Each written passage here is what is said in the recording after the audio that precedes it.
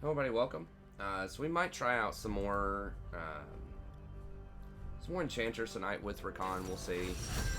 The win rate has been going up.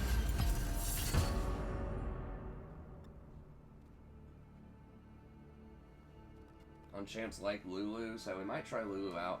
Historically, I've not won a lot over with Lulu, but I have had streaks with Lulu in certain metas where she has been strong, and she has been rising up quite a bit lately. She is one of the harder enchanters to play correctly, believe it or not. A lot of it is because of the decisions you have to make around her W, like how to use it properly. And it's actually like her W and her E are actually skill shots that are pretty difficult to hit in traffic. That require like some special attention because they can both affect allies and enemies. And in traffic, if you're trying to shield an ally and you accidentally damage an enemy, like that can get your ally killed. Or a big one is if you're trying to polymorph an assassin that's like on your AD carry and you accidentally like speed up your AD carry, that can get your AD carry killed. So it doesn't seem like she'd be that hard to play because most of her stuff is just point click. But the fact that she's somewhat unique in that two of her key abilities can hit both enemies and allies can create some really difficult situations. And sometimes the hitboxes, it's just, you're kind of at the whim of what the hitbox wants to register. If there's overlapping hitboxes between yourself or not yourself, but sometimes yourself, but like your ally and your enemy, they're like literally right on top of each other, and you try to click on it, it's tough. Now, you can go down to the portraits in the bottom and click on your ally to make sure you get them, but that is one extra like movement that you have to do to target your ally, and sometimes you don't have time for that. If like a Talon jumps out of a bush or over a wall and you need to CC him immediately, like you may not have time to flick your wrist down to the bottom right and get the portrait. I must not fall.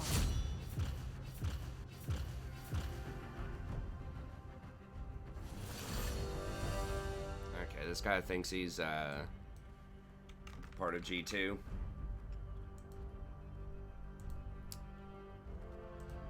Let's see if he has some practice there or not. I think Soraka in pro against tanks in the top lane can be alright. I think random like gold player playing Soraka without much practice, blind pick, not so much.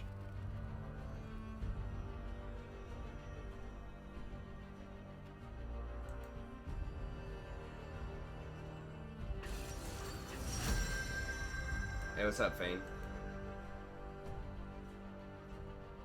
I would not ban anything the teammate's hovering. It's just gonna piss them off and like encourage them to troll. So it's like either you gotta talk them out of it or you gotta dodge, I think.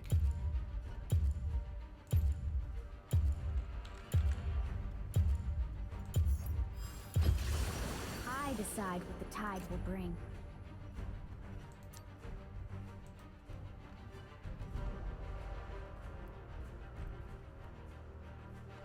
I went like 50-50 yesterday. I thought we were actually doing alright. Why are we getting cursed?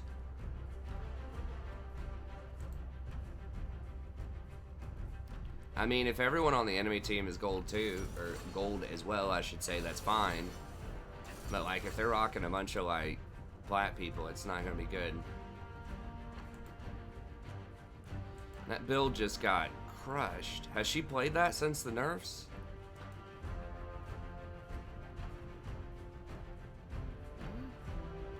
When was this? A day ago?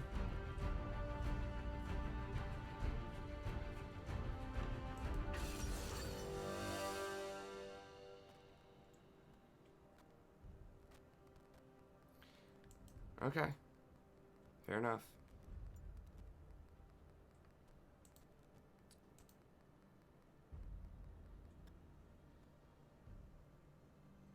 Ourselves a sampler.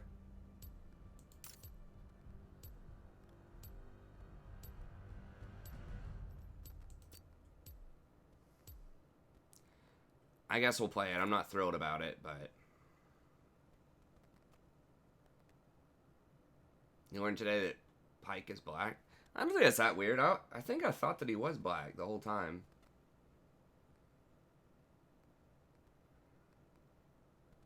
You mean the voice actor, like, in the war? I thought he was supposed to be black.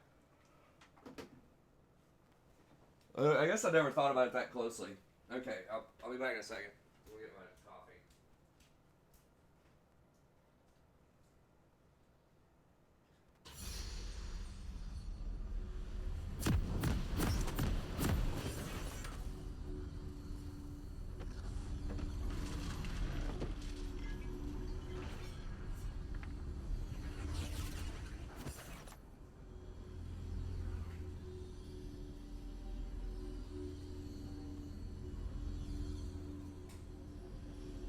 Welcome to Summoner's Rift.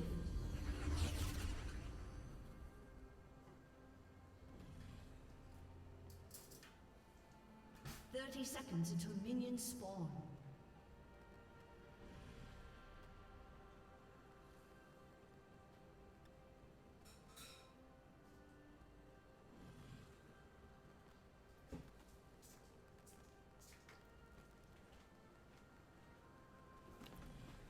And that loaded in quick.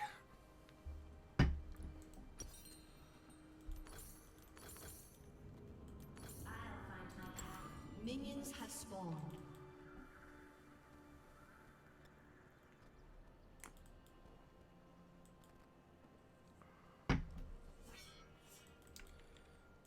Okay, so we want to try to, maybe go with Thene Shirelia's. Obviously don't want to get Ardent Censor with a Cassiopeia. I do think Cassiopeia can be good bottom, but I really hope this guy has a lot of practice on Cassio. It's hard to tell.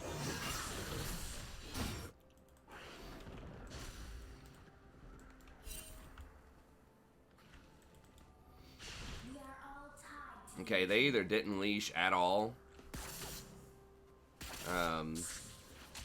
God, Xerath is such a pest. I should have taken double magic resist instead of single, probably.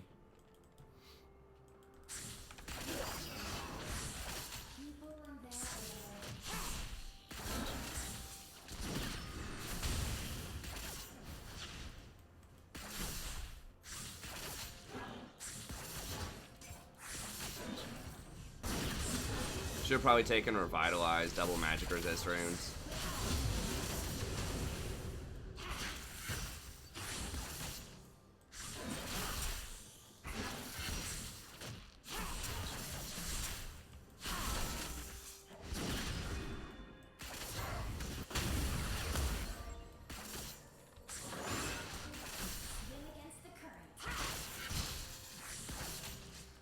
It's almost not even worth harassing with Cassiopeia early in a duo lane, I think.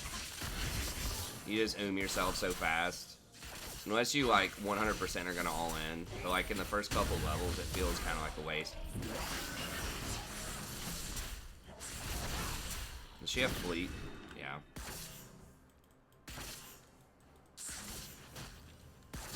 See, Cassio's basically already out of mana.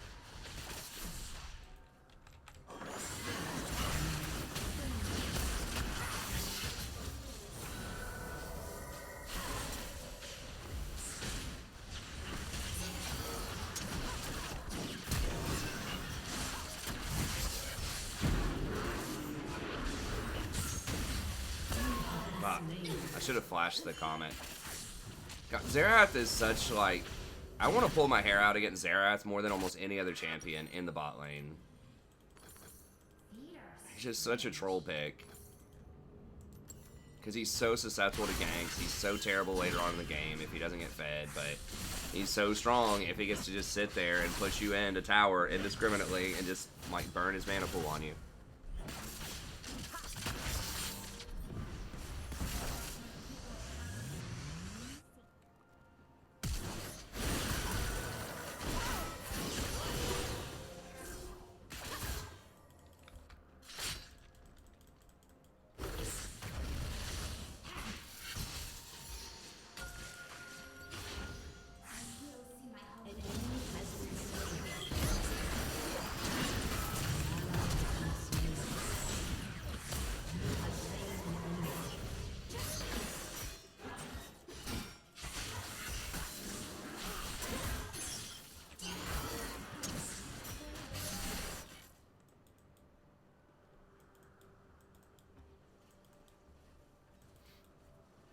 Did Cassio get that? It looks like Cassio got a lot of mana, so I'm wondering if Cassio got that.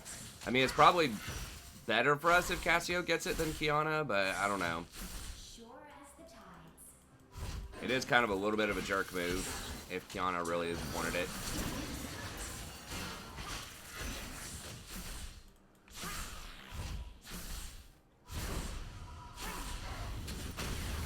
Bro.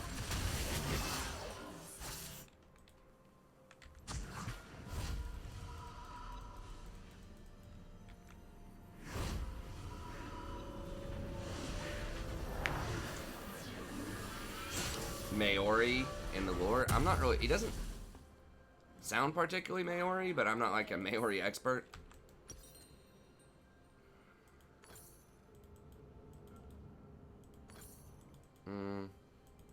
I guess we're stuck with it. That's fine. An enemy has been slain.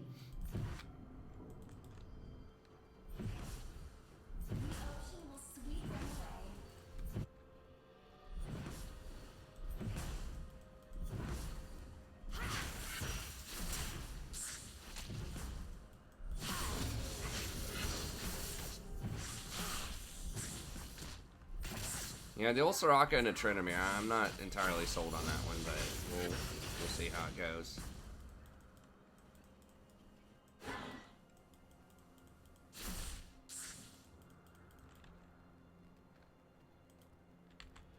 An ally has been slain.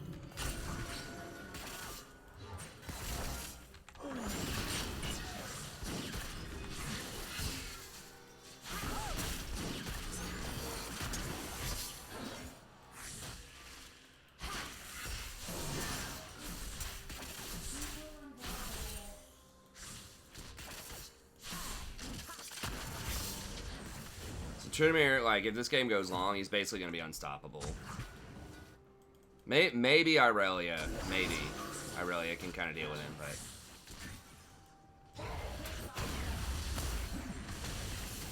Why does it do that much damage?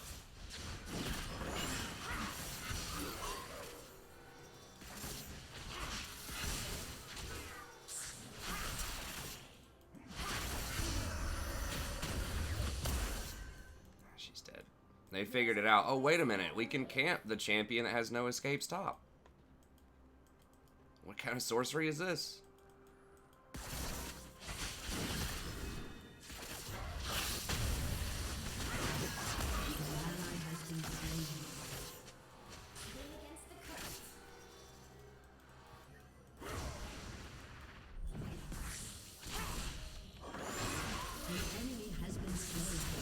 Okay. Sweet answer.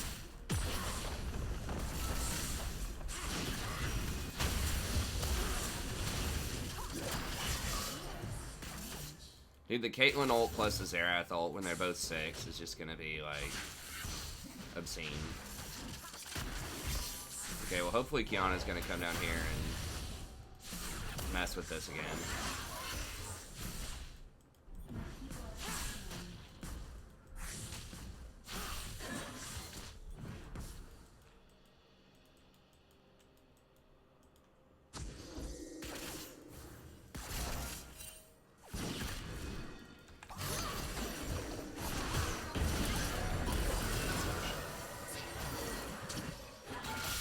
If I just hit that. I don't know why she gave up on it. If I would have hit the bubble, it would have been nice. But she also gave up on the play after she pinned him. I'm not really sure why.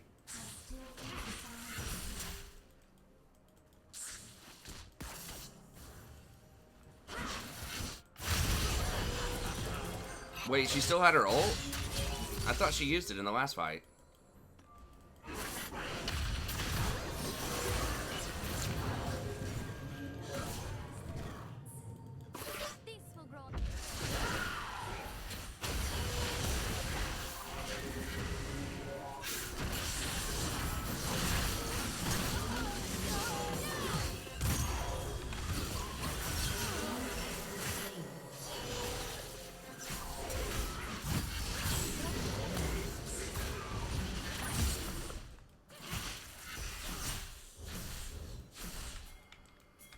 Nice, okay.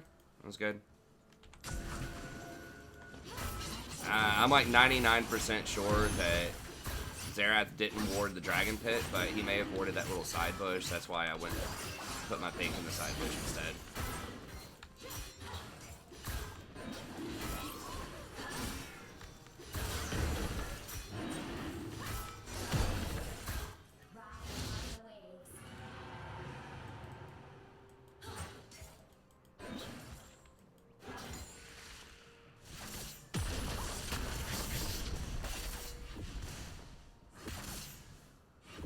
I guess her ult's a really short CD. I mean, she doesn't have that much CDR yet. She didn't have any. She used it before, I think, right? Against the wall, and that was like less than a minute later, it felt like. Maybe her CD is just like insanely low on those things. I don't know. Enemy killing spree. Shut down. Killing spree.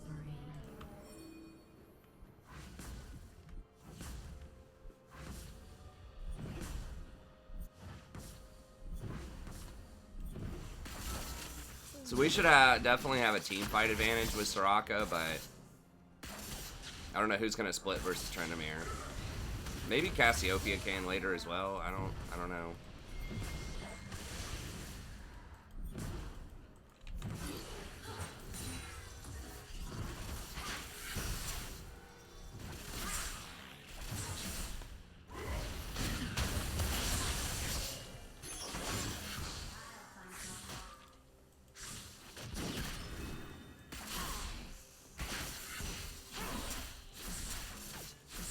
Oh good, Kiana's camping this ridiculous pick down here. Xerath is one of my top 5 most hated supports to go against in the bot lane.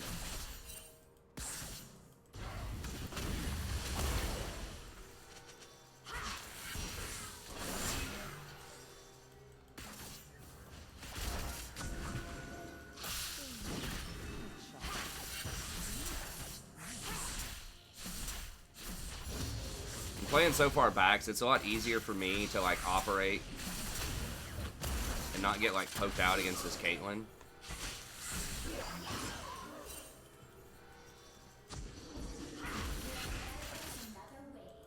Oh, I think Cassio could have gone on that. I've got my wave. Nami can play so far back too.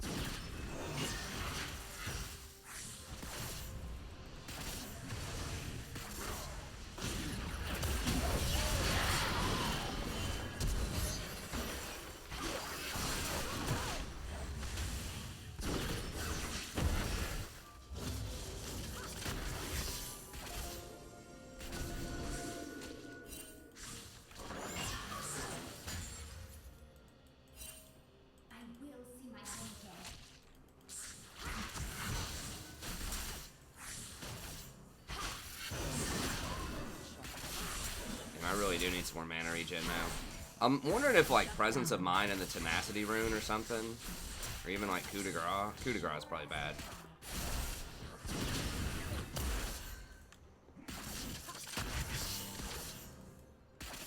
Turret plating will fall soon.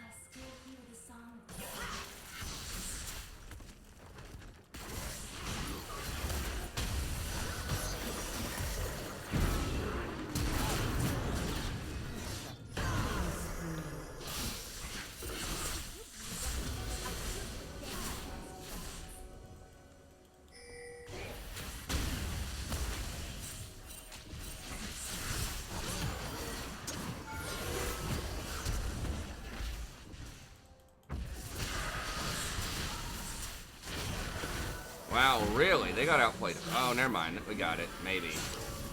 And before clean up. Ally has been slain. Rampage. Alright, okay, there we go. That should help a little bit. I took my 2 shots. Yo, what up, Ernie?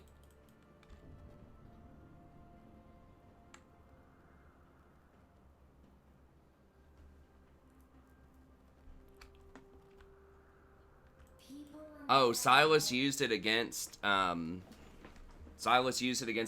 Is that what it was? Near the golems.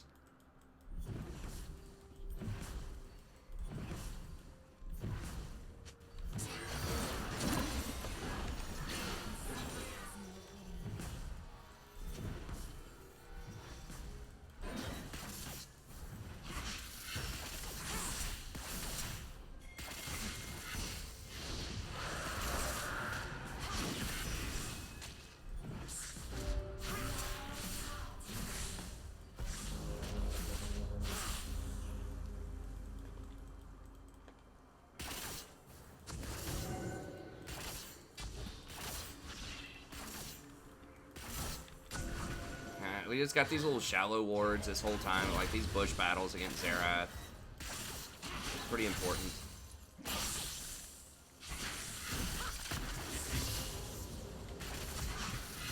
He really had that warded.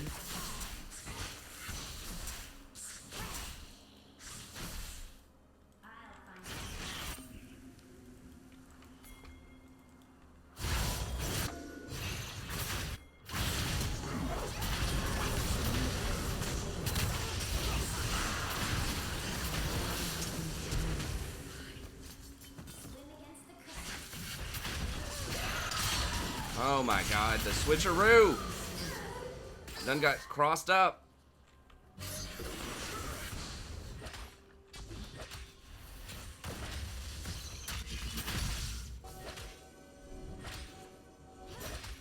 Got that D&D.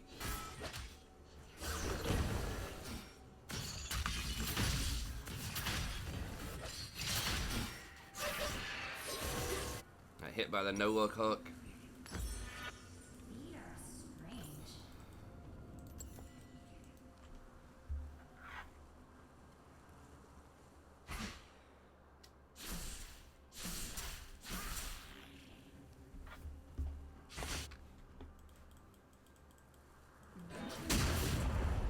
Are you a night elf rogue in D&D? Or an elf rogue?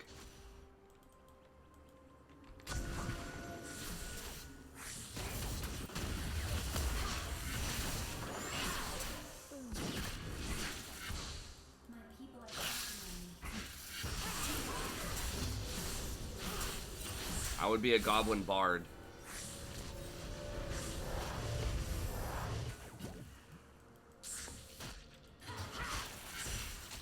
I don't know if there is such a thing.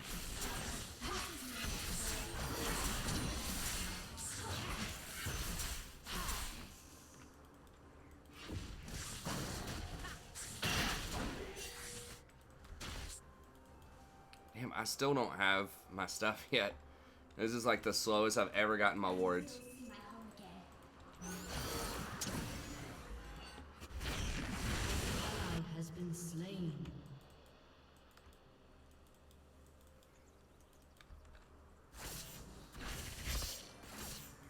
How'd you know, bro? Hey, you gotta do it.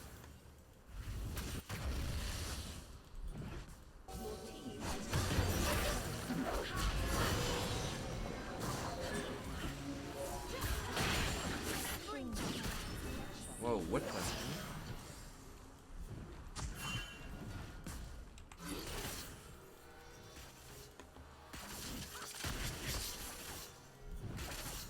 Goblins give me playable characters. I want to be a necromancer.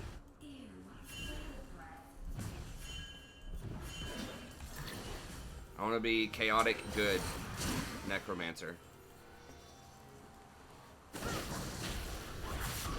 I really don't know. I'm just saying terms.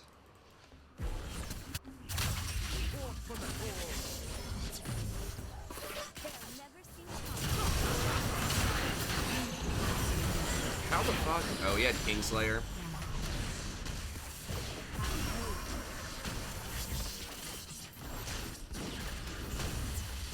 That Soraka ult sure would have been handy a few moments ago.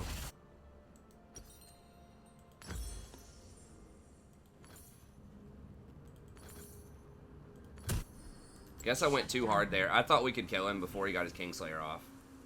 Incorrect. My quest beckons. You do not want to be chaotic good. Your team has destroyed a turret. It's so annoying. What is chaotic good? Like, how would you describe chaotic good? That's like Robin Hood, right?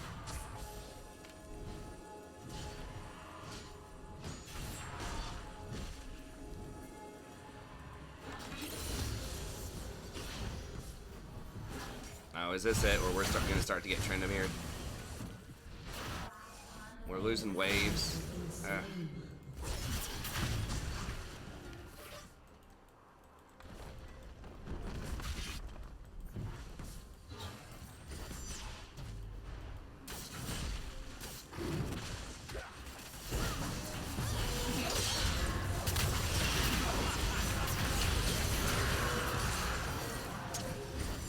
We might all just die here.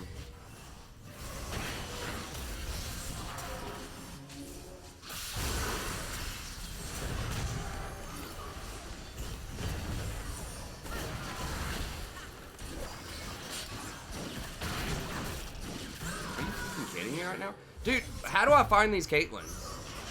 They like actually know how to trap. Where are these mythical creatures?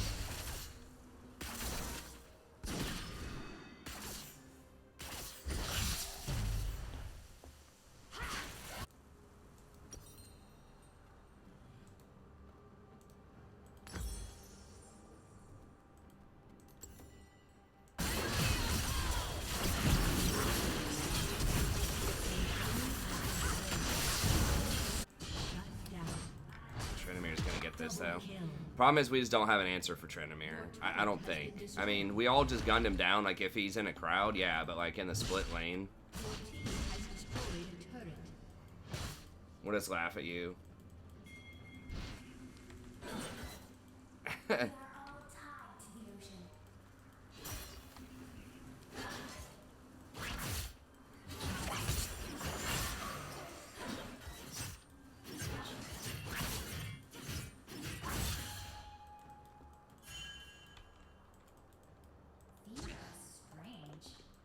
My vision's terrible this game. God, what?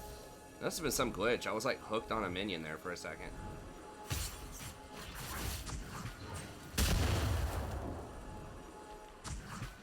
No, no, no, no, no, no, no, no, no. What the hell?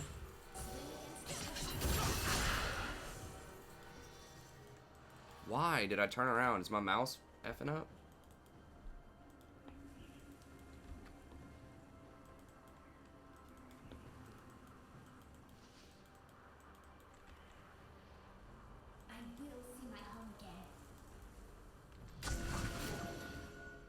I thought that chaotic good would mean something along the lines of like a little bit more loose interpretation of good. Like you're willing to do some bad stuff for something that you perceive to be good. Like break the rules pretty much. You're willing to break some rules if it's for what you perceive to be a good cause. That's what I would think of as like chaotic good.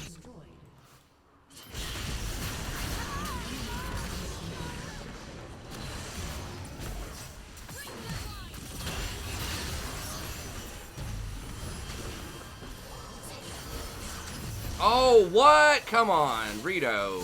That was perfect. Y'all are trolling. Yeah, he's gonna get this. I don't know how we answer him. Because Soraka certainly can't. This is what they don't tell you about. This is what they don't warn you about when you're watching the LEC. In the real world, you get split on when you pick Soraka top. When you pick roaming Sona. Yeah, we just lost like 2 towers, maybe inhibitor, because Soraka's not gonna be able to stop him. I don't think. Shut down. I still hear the sound. Shut down. Yeah, and of course, as soon as everybody leaves, they all hard engage.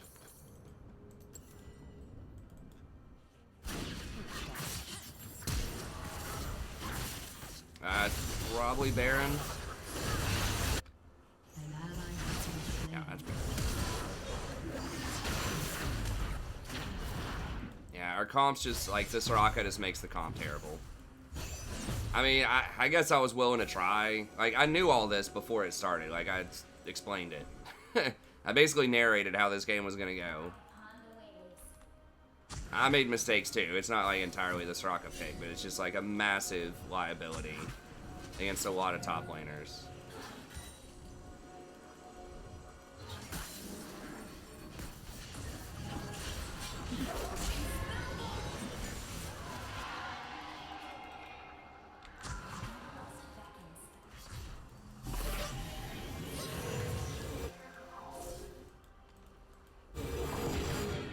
Can't get much there. Yeah, that's what I was thinking of, like Robin Hood, Batman, stuff like that.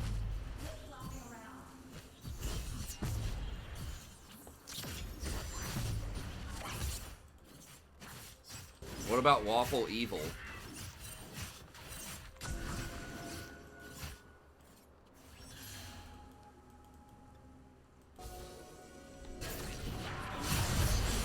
That would be like that guy who started charging like 5,000% for like the whatever medication, right? Like some kind of super greedy like CEO who's like not technically breaking any laws, but is just like an asshole. I mean, I guess that's kind of it. Just like an evil person that follows the rules, right?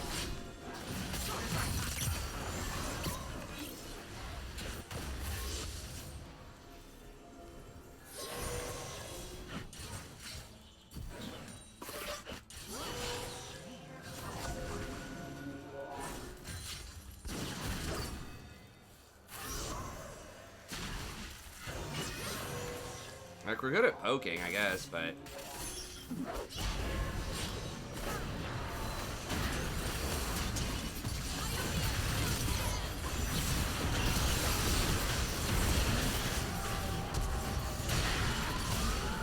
And I didn't have my bubble.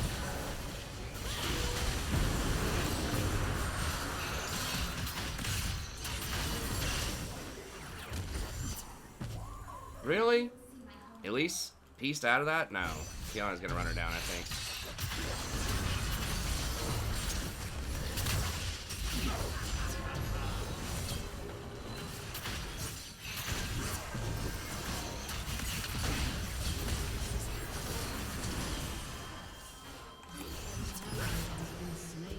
Wait, what? Elise turned it around? Oh my god.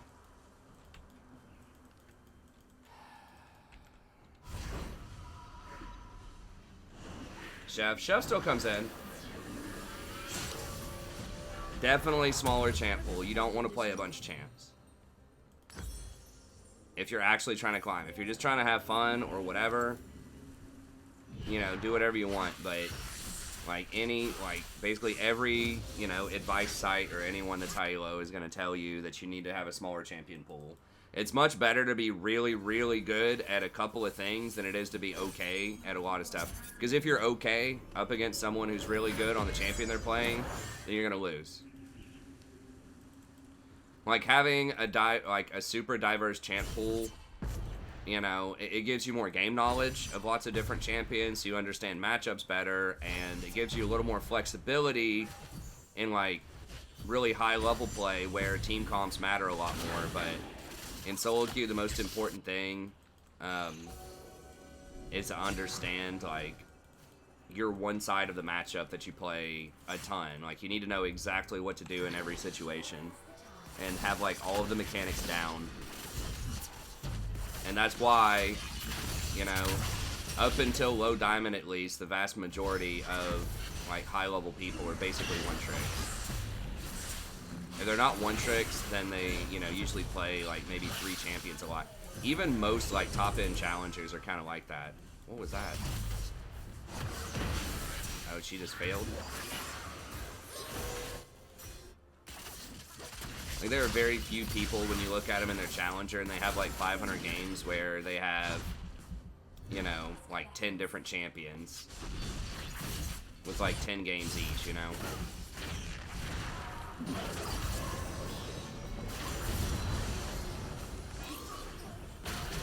I got faked. Your turret has been destroyed. Yeah, this Rakan pick's just destroying us. It requires us to send 2 people after the Tryndamere every time, and they can just kind of, you know, play around that. I guess Irelia can kind of match him, sort of. Enemy rampage. No.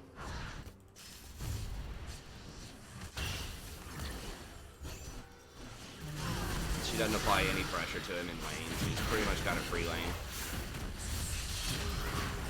Go, dude, go!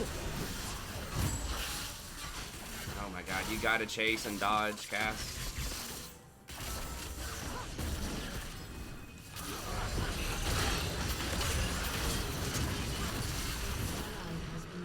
We just have too many people that just don't know what they're doing. I mean, this is kind of like case in point, like this game, like, pretty much nobody on our team has experience on the champions that they're playing.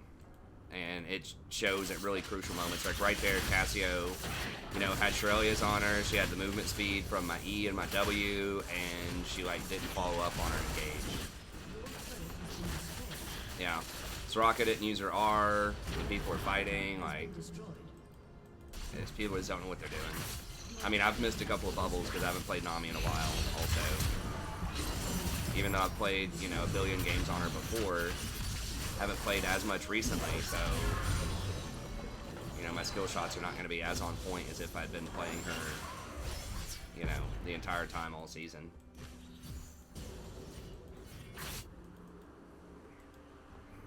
Yeah, sounds like a good distribution. I just hate seeing Jazz win.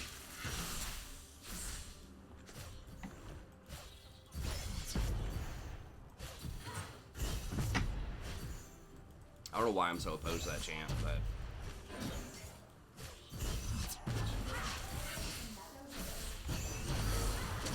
we did end up punishing him a lot in the laning phase.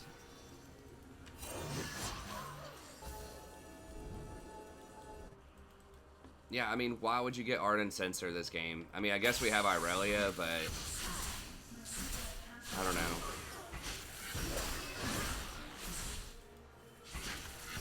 It'd be way, way better if you got Shirelia's there, but this guy's just looking straight off of the... some kind of, like, site. Pro guides, mobilytics, whatever.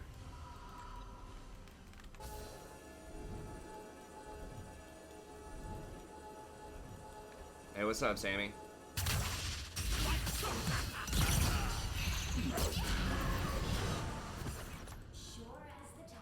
Mafia boss is lawful evil, I like that.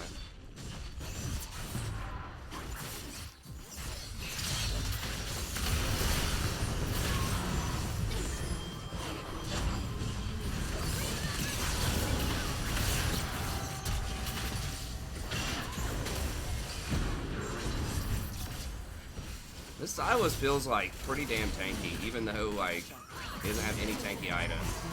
It's because of that Kingslayer. He has quite a bit of health, too.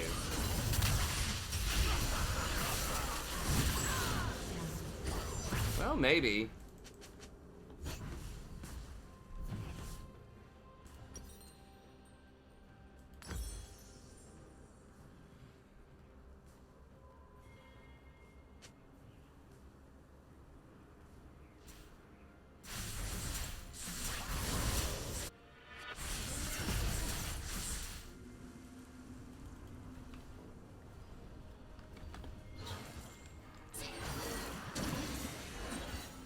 Just like we just don't. I mean, we do have threat on our team, I guess, but I don't know. I just don't like it. I don't like utility champions in other lanes usually. Like, it's good in pro because you can really count on your carries, and they have like very special setups to make things like that work. But I don't know. It does have a high win rate in solo queue, I think, overall. But just like, especially against split pushers, it's just basically completely worthless.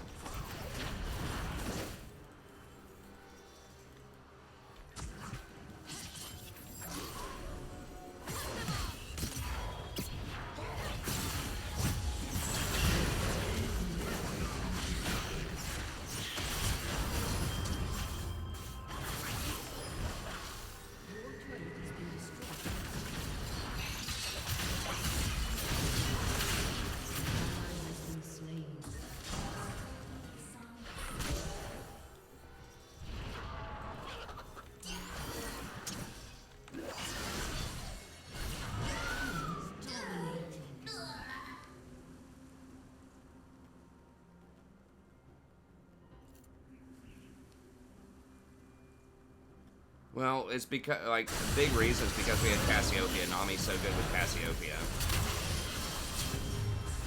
There's not that much redundancy. You can actually heal the Soraka when she damages herself in fights to heal other people, so it's not, like, as anti-combo as it seems. As long as you don't both rush, like Ardent Censor or something like that. I picked it for the lane pressure because the E, in theory, if the Cassiopeia knows what she's doing, is extremely powerful on Cassiopeia. Because that slow is just so good for kiting and for running people down, but this Cassiopeia is an amateur. I mean, pretty much everyone on our team is an amateur. Tarek is OP support, changed my mind. I mean, he's not. Like, he doesn't have good engage at all. He's a real mana hog. Like, he's an okay counter pick into things like Nautilus and Leona. But he just requires a lot of team coordination. Like, when you use your ult, you have to trust that your team's not just going to run away and waste it. And they have to have, like, not enough burst damage to kill the target before your ult comes down. And he has to get so close in the laning phase. Like, you just basically... I just don't like peeler champs, like Braum, Tom, Tarek, stuff like that. Tanks that don't have engage. I don't think Tarek... How did they get gutted? They changed slightly how the jungle stuff works, but it really doesn't affect them at all anyways. All they did was made the penalty a bit more draconian. If you have the jungle item, but it was already an extremely stiff penalty. And it's very easy to work around. All you have to do is have more jungle minion kills than you do lane minions.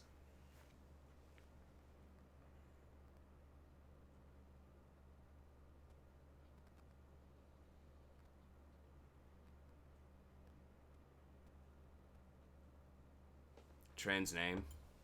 Oh, I didn't see it. I guess I could have.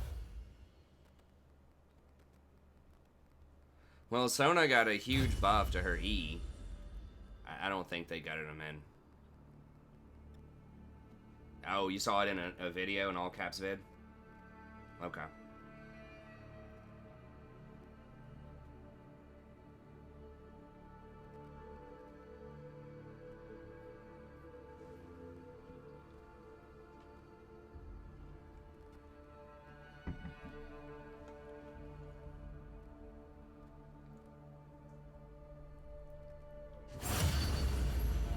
Yeah, they nerfed Echo Jungle, but I still think it's probably good. That one's a little more up in the air. Like, I don't know how much that's going to impact his clear. It might.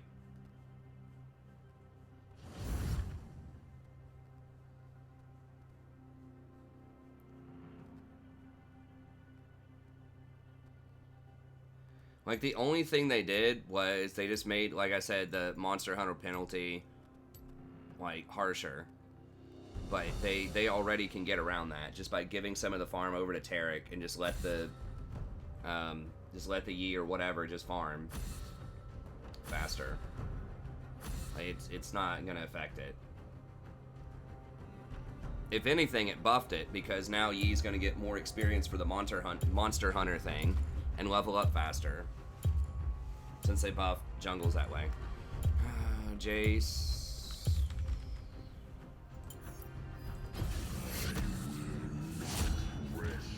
We didn't really have a great way to start a fight last time.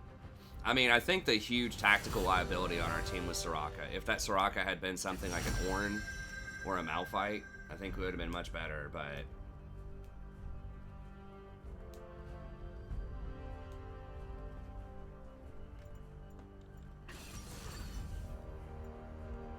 Man, I want to play some Enchanters, but...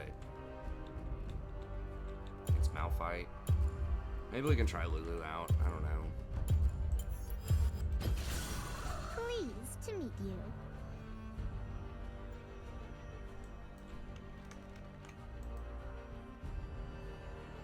Yeah, most people are not fond of Yi that don't play him. Jesus Christ, dude. This is just so sad. I've been, like, just destroyed this last week. I guess probably almost 2 weeks at this point.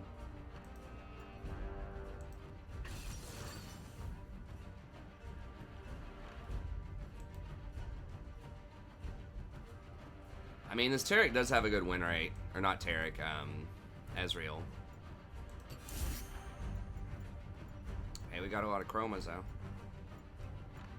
I do like the cat one.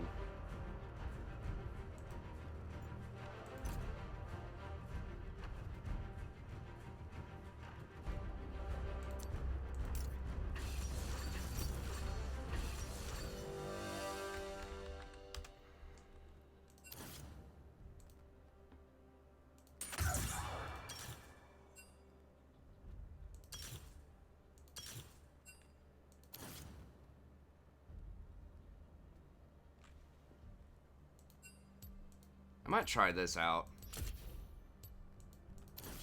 What are we even against? Like, Teemo bottom or some crap? They're probably gonna dodge, right? Yeah. Anytime we have any sort of, you know, matchmaking advantage, they dodge. Which is why I have to dodge a lot to compensate for that.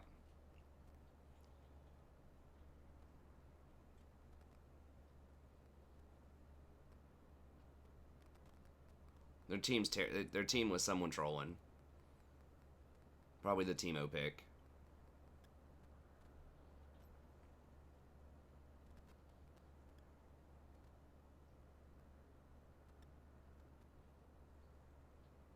You can't knock up... Malphite's unstoppable during his ult. You can't stop him from charging.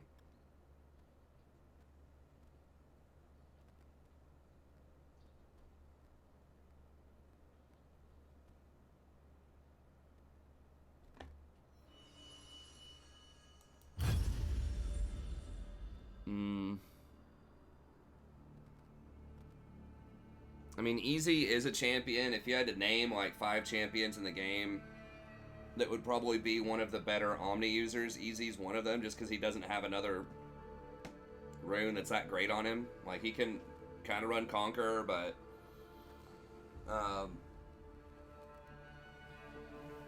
you could try it. I just think Omni is still trash.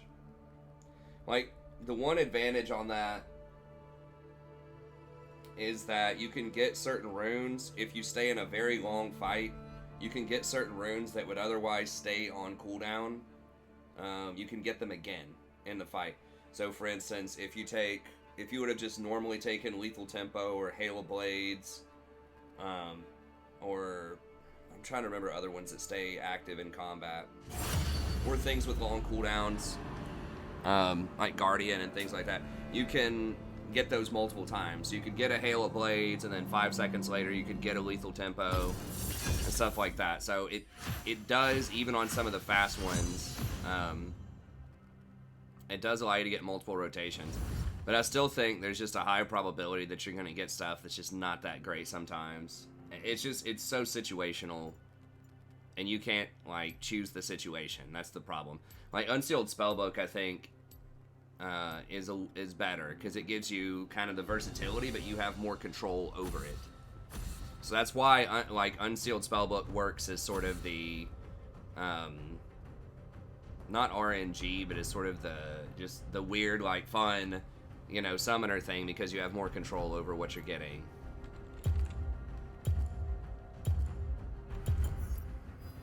I must not fall.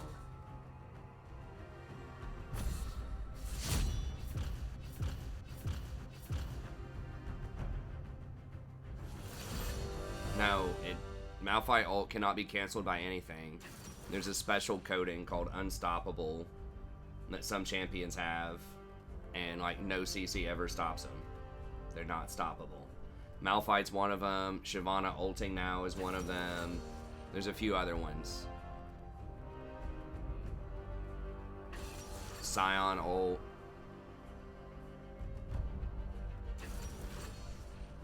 There are some runes that are horrible for Ezreal. Aftershock is horrible for Ezreal. Probably several runes that are pretty bad for him. But yeah, I mean, he can be like okay with many runes though. Like he's more versatile than a lot of champs. But there's nothing that's like that great. I think you would still be better off just going Conqueror.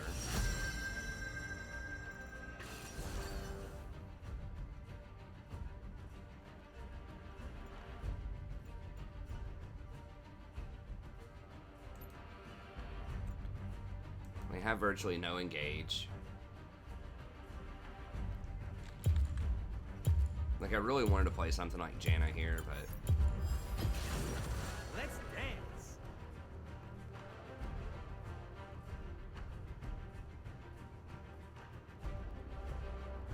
Okay, thanks, Kamoy. See you, buddy.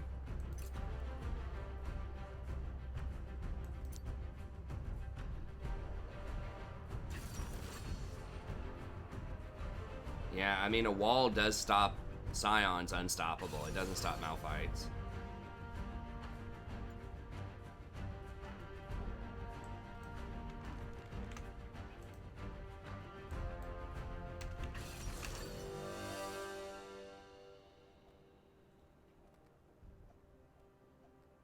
Yeah, you're right. Aftershock wouldn't give that. I'll just give an example of a rune that like is bad on him, but it's giving us all people that are like really low win rate. I mean, I know I'm not great after the last little bit, man, but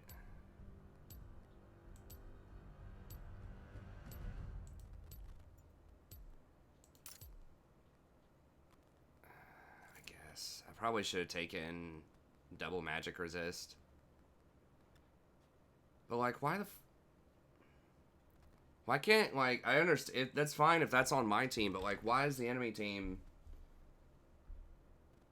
like, what the actual fuck, Riot? 14%, 49%, 43%, 63, 61, 57, 83, 66, like...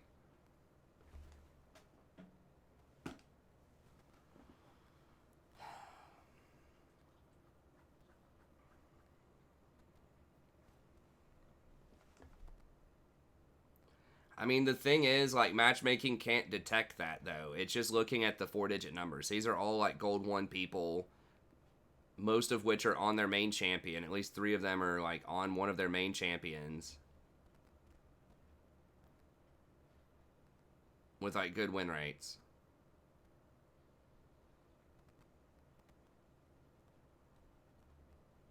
Versus Platinum people with bad win rates, pretty much.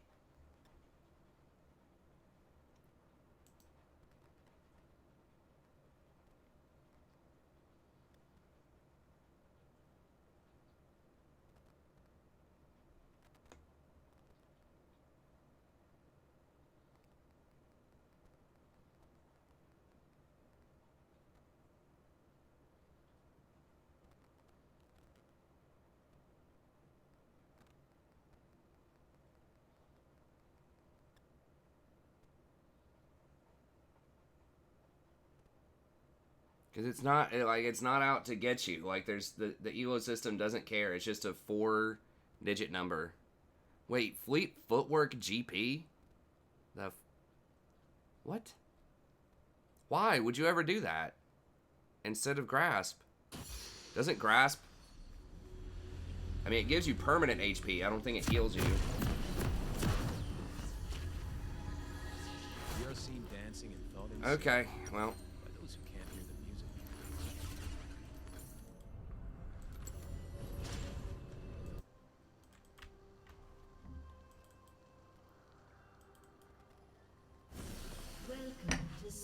I dance because I'm free.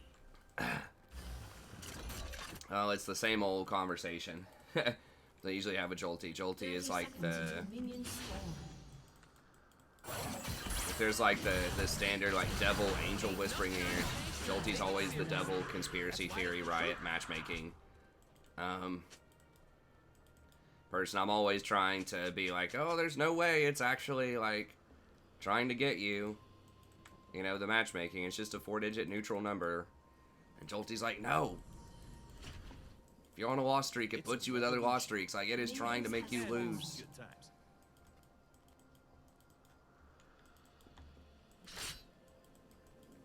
It's like, in my heart, I believe it, but in my mind, I just can't. They will see me. Yeah, I know. GP's Q counts as melee. This guy probably doesn't understand that. Who got the kill? Nico? Awesome.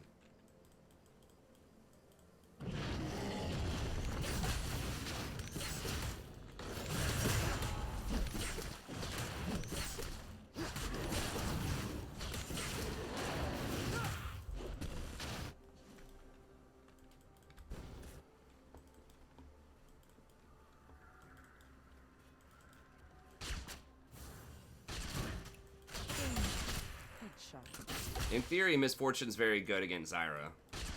I say in theory because we're probably gonna get smoked.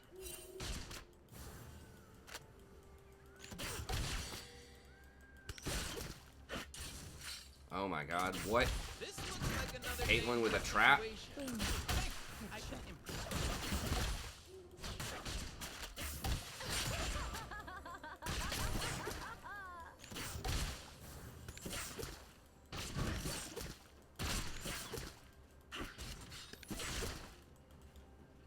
This is not a good sign.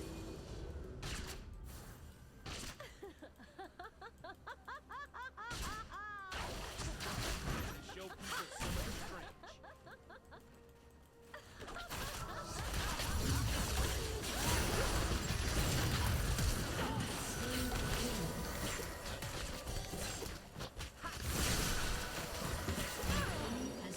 Okay, there we go. It's like, Zyra, bro. I know you don't have cooldowns. Why are you stepping up? You just wasted your E on her. I know you're out of juice.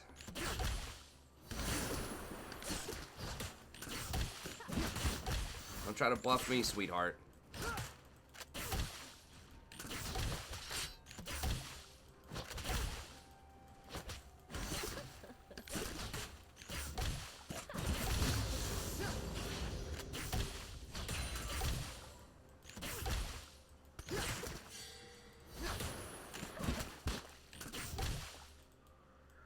It's gonna be a pretty terrible lane position. I gotta cover for her. Yeah, just go back, go back. I know you need to buy. She's like, but I don't have a BF sword. It's like, dude, just go get something else. I don't know. Get a pickaxe, double longsword. Fun. I need some fun. Now.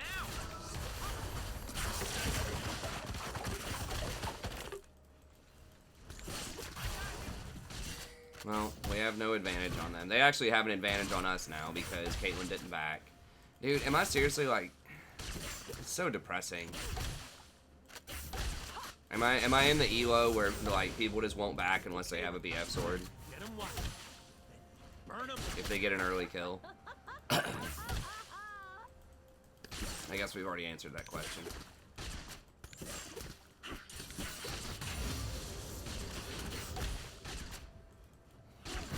But Mobile Fire said I have to get BF sword first back.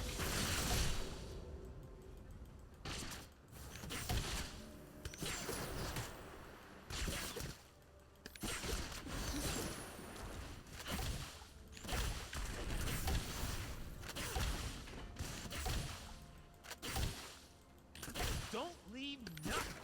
Bring it all.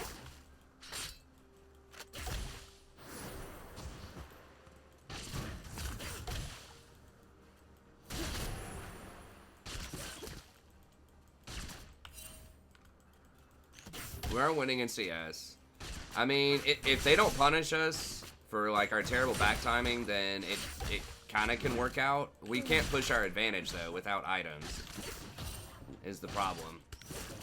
It's gonna be a lot harder to kill them. Like if we had double longsword or even a pickaxe, it'd be a lot easier to get a kill. Obviously, but Ladies and gentlemen, I am Jarvan could solo dragon. myself. I doubt it. I'll give him a couple of seconds to start it, and then maybe I'll go take a look. He could be... I don't know. Let me just go take a gander here. Oh, shit. He is. Of course. We don't have enough map pressure because we were letting him push.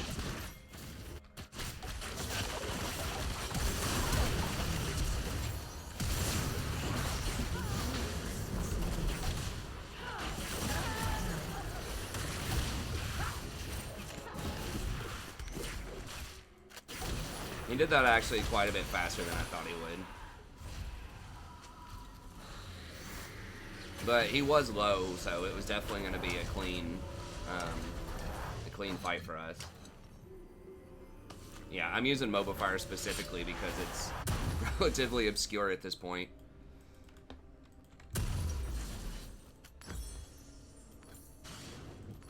I have got to stop talking to myself. Damn it, Zaya, where are you?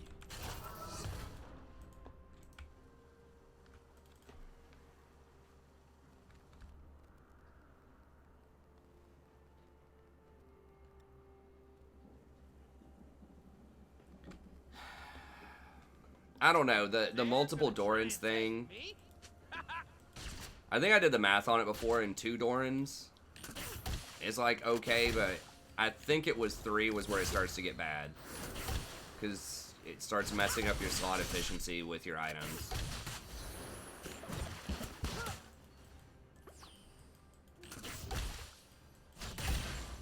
I don't really like that build too much unless it's like Challenger.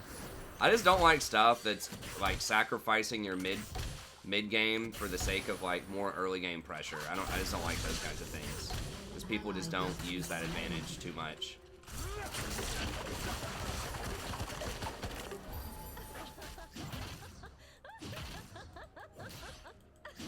Yeah, Essence Reaver's what she should be going. I mean, she's got a good build. I mean, she's playing really well. It was a greedy like hold for that BF, but we didn't get punished for it, so.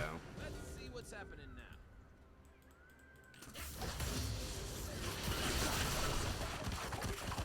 Okay. Got Jarvan at least waste a little bit more time. Dude, Jarvan's right there, bro.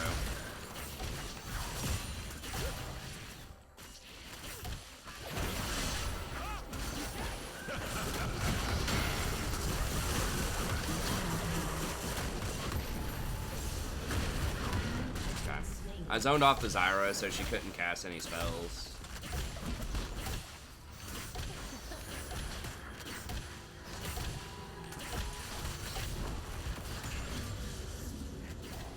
Wow, she doesn't R onto that? What? She hit her with the thing. I mean, I know Nico's there too, but I'm just gonna let her go. I don't want to go looking for Nico.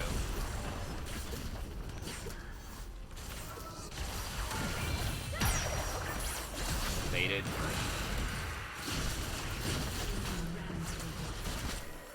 God damn it, I got baited. Fucking idiot, dude.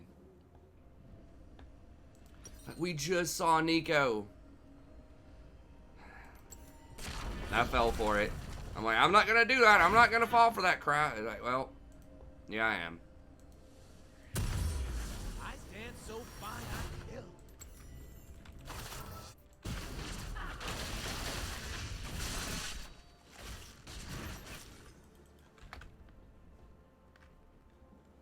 Hey, what's up, Nick?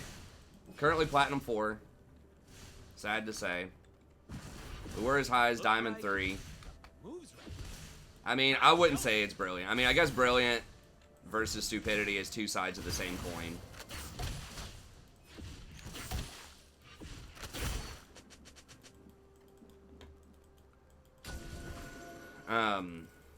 We were up to Diamond 3 in the preseason, but we've obviously have not done that well. Near the beginning of the season, we were all right. We were like on track, you know, winning like 55% of our games.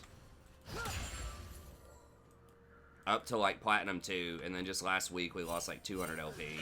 It's just apocalypse, Elo apocalypse. So we're just trying to get back on track. Yeah, I mean, there's always something worse that can happen, but I am a chronic line stepper. they're here, so I'm gonna see if I can do anything over this way, maybe.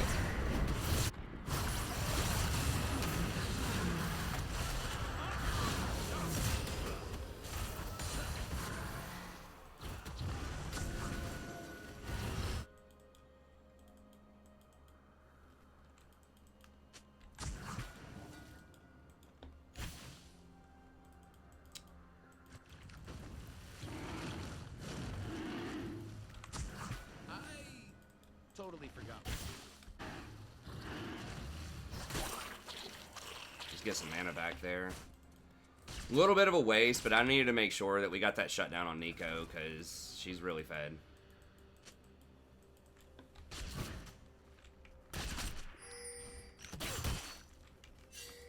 I'm gonna take all they got and laugh as I go away.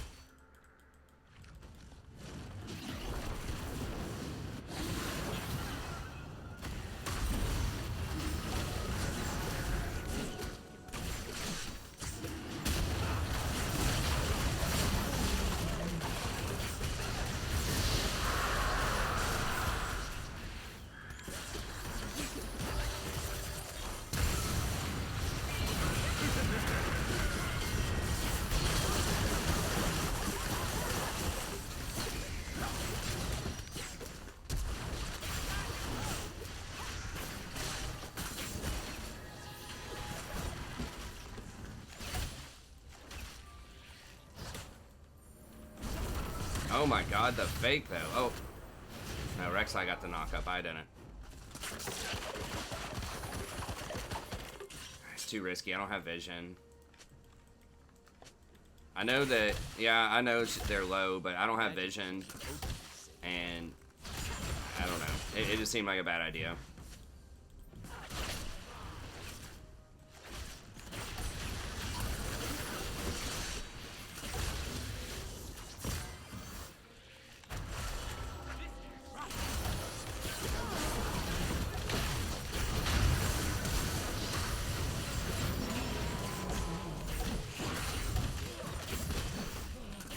I should have saved my charge. That's something I've got to get a lot better at, is just even in like hot moments, making sure that I get those cannon charges, because it is actually really important to complete your like ward item ASAP.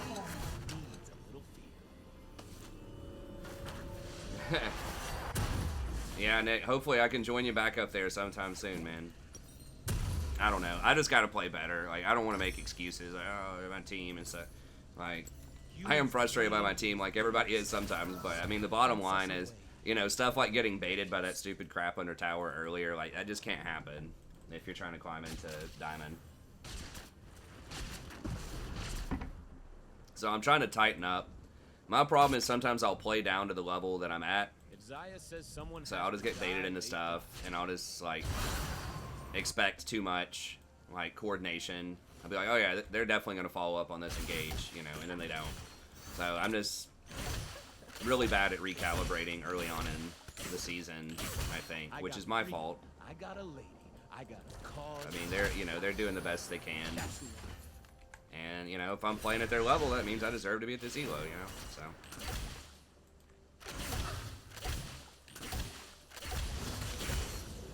Got to play better if you want to rise. Sometimes playing better. I mean, that's one thing, especially kind of as a support, I'm sure you're aware of, is like sometimes, what was the saying I came up with last week? I think Celigora had the best version of it. It's pretty much like the optimal play is not always the right play. You know, if it just requires too much coordination for your team. What? Was I literally standing outside the bush, or was the bush warded right there? I don't know. When they get pushed in, I'm gonna try to like get this vision out of here. Okay, they don't have a normal ward. They might have a different ward there, but. Woo! I am so into this. What is this?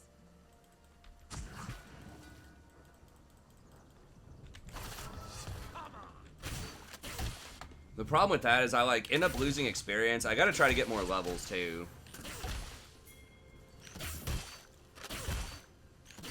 Zaya, hey! I hate it when she leaves. Okay. Okay, so they did have the tri-bush warded.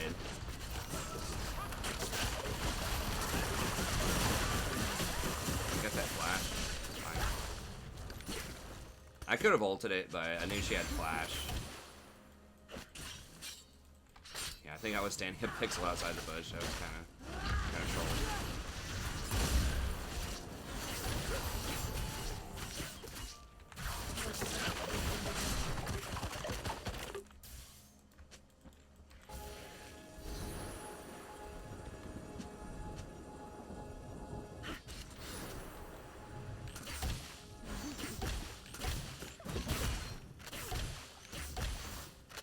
Without her ult, it's gonna be hard. Man, have you seen that forest over there?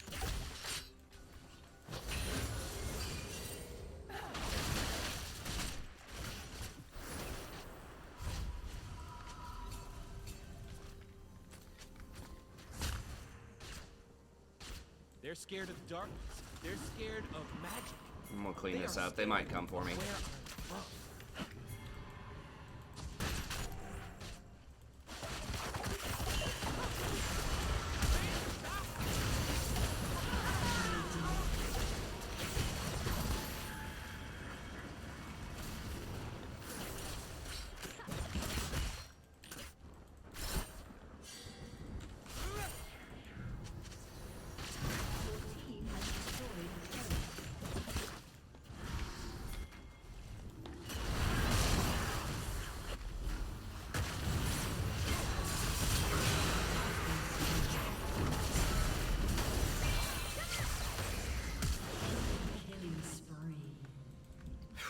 We are getting busted up by these roams. I think they underestimate my charm. How is that even possible? We just gotta give that up.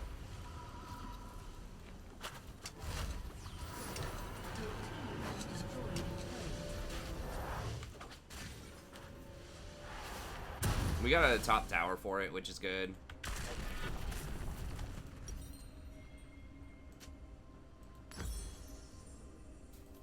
I'm offended by how little attention I was given.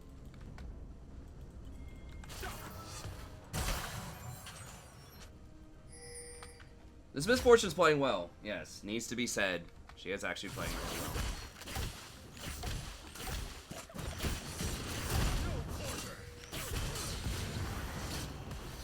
They think they can catch me.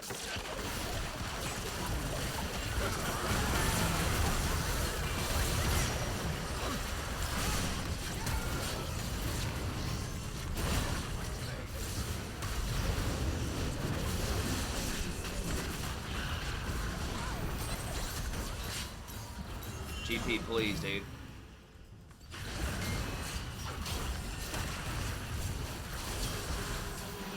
Oh my god, he's gonna kill everyone, isn't he? Enemy double kill.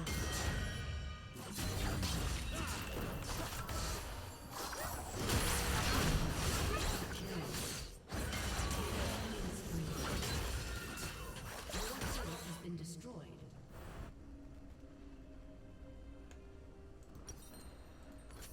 GP's like, I got it, man. Trust me. I should have just run, dude. I just shouldn't listen to anything anybody says. I should always the wrong call. The vast majority of the time.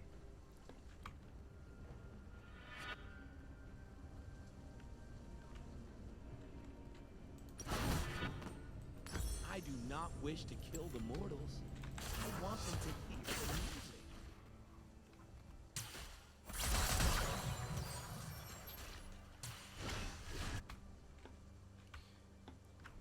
I guess, but the thing is, we could have had that tower anyways.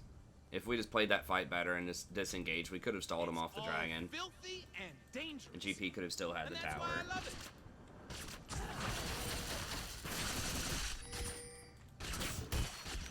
I need to play out of sight of vision more often, but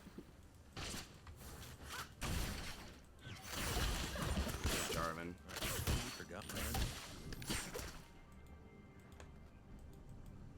Isn't Shin's sword vision? I'm not sure. I think definitely it was at one point, but I don't know if that's still the case or not.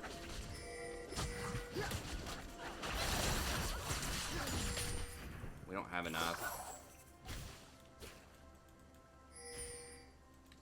I'm pretty sure I'm supposed to turn around.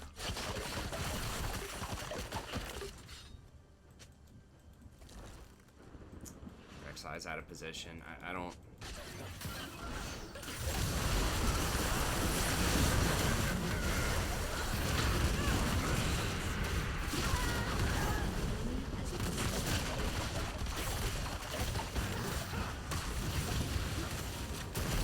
Okay, Jarvan done goofed.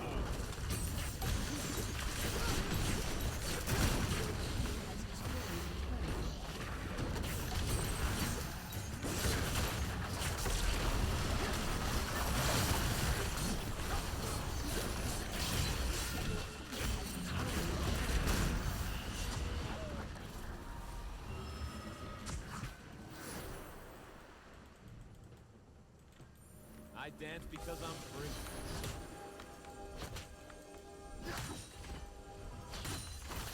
Another nice perk of going W is you get a lot better vision control.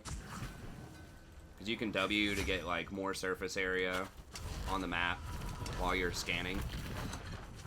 And then still have it ready to go, you know, whenever you need it for a fight. I think I'm just going to go for this for better catch potential. Magic is a wilderness. One of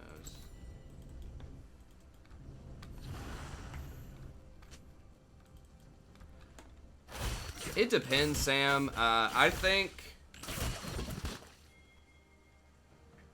if it's game 3, and if your MMR situation is at a point where if you dodge, it's only going to take you one more game to get back, I think it could be worth a dodge. But if you won the first one and it's the second one, and you have like a free loss effectively,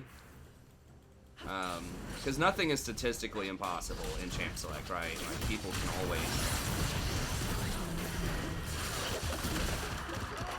I think we just got to give that up. Unless they throw this really hard. Guys, just give it up. Just give it up. We can't 4v5. Scary. I don't apologize for it. I feel good.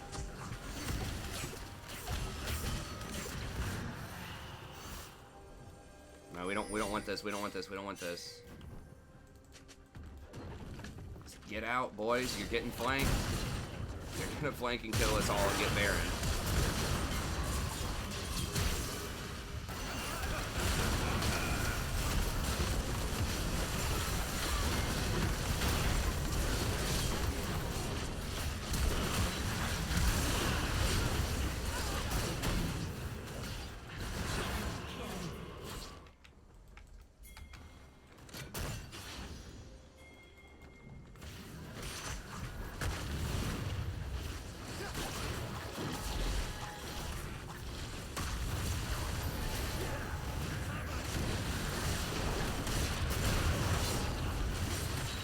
Thank God they really screwed that up over in, like, that I was in that position and they just didn't ward anything. I was able to, like, CC 3 or 4 of them. And they got split up in transit.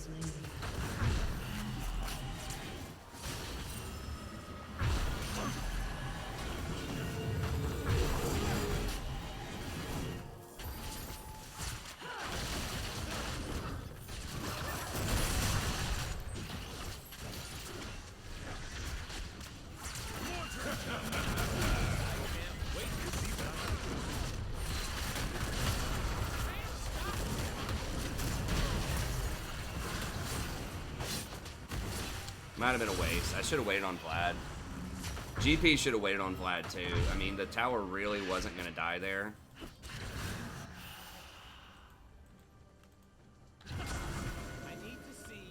It's pretty low cooldown though. I can just go by.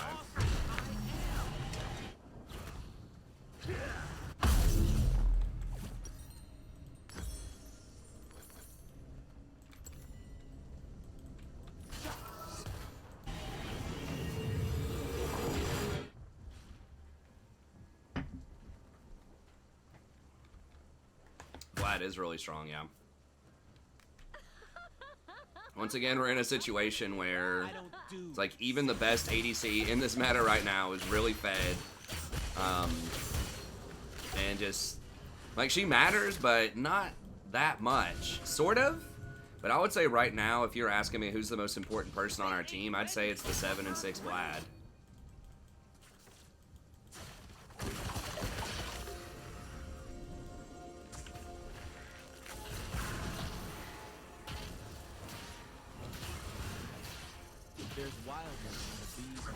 Misfortune actually does matter than a lot of other AD carries would, though, because she has so much other stuff.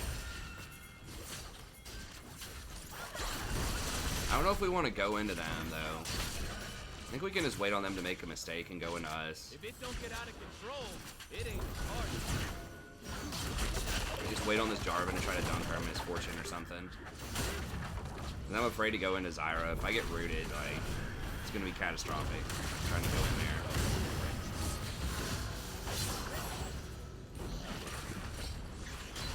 Can we just get him down here? Let's get him in a rotation here.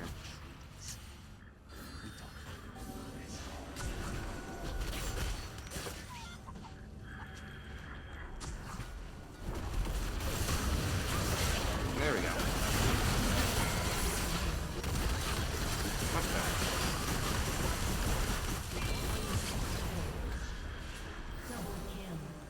Why take a fair fight when you can take an unfair one?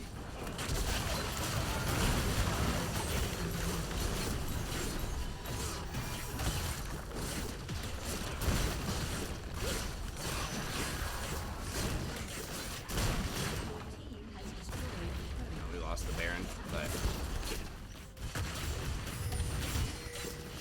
Vlad the Chad, that's what they need. They need him like dressed up in like some like a polo with some like some loafers, some like I don't know, golf attire basically, but just have him look kind of disheveled with a backwards hat, showing up to his Chem 110 class, ready to fail a quiz he didn't study for last night because he was too busy ripping bongs and doing keg stands. They already kind of have an Olaf version of that, Proloff.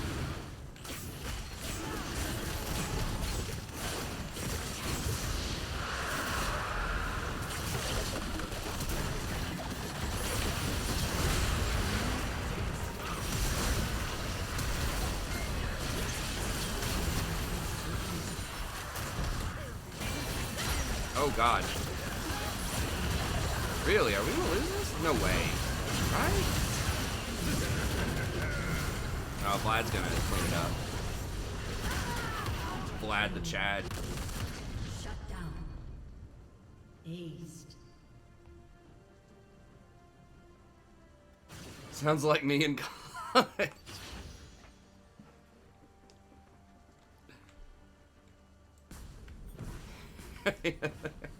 It sounds like a lot of people in college. Sounds like half of my students. Dude, it was so depressing, like, my classes. I don't say that very often. Like, my students are great. I love my students, but a lot of them just won't show up. Like, this semester, they've got me in, like, English 101 in the spring. And they told me this beforehand. They're like, it's a bit of a rough crowd sometimes because these are people that often failed it, you know, in the fall semester. They have failed it at least once. Now, sometimes you get the, like the high achievers that graduate, like the early high school graduates that come in.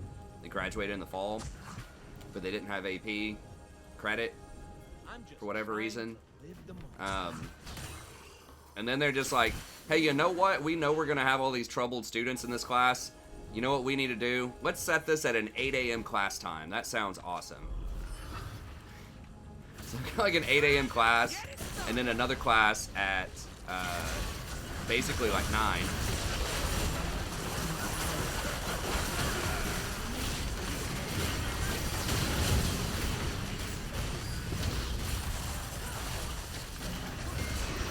Oh my god, what is that stun? Dude, we're gonna lose. We're gonna lose. Vlad decided, hey, I want a 1v5. And then GP's like, hey man, I just saw you die to 1v5. Let me go see if I can 1v5. Like, we could have just waited for him right here. We had perfect vision. And I got baited into it. But anyways, yeah, so it's like, obviously has some huge attendance problems. Dude, don't. What? Just stop, man. I think the biggest thing, honestly, once you start getting into plat, is just ego. Like, I think that's the biggest thing that holds people back, is your carries just have too much ego. They'd much rather have a pentakill than win a game.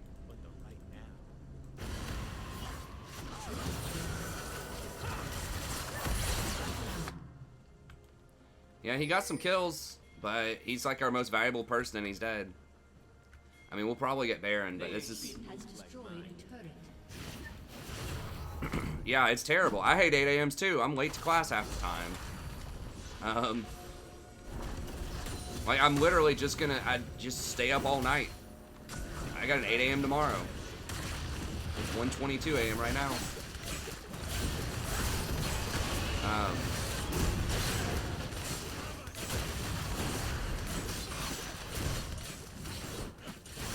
Does she have this warded?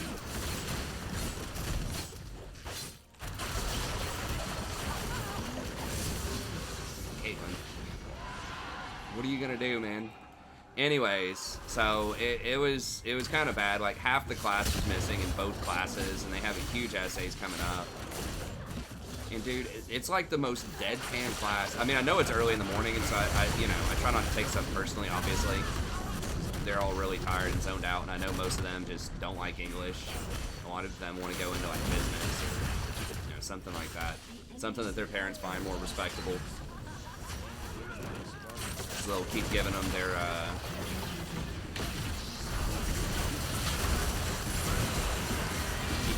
allowance or whatever.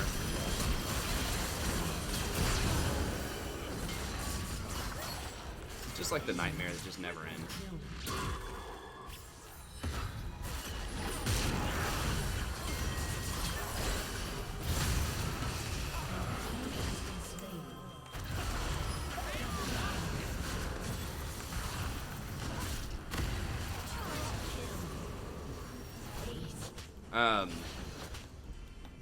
You get this, man. Stop trolling, dude. Just win the game, bro. I'm tired of being in plat.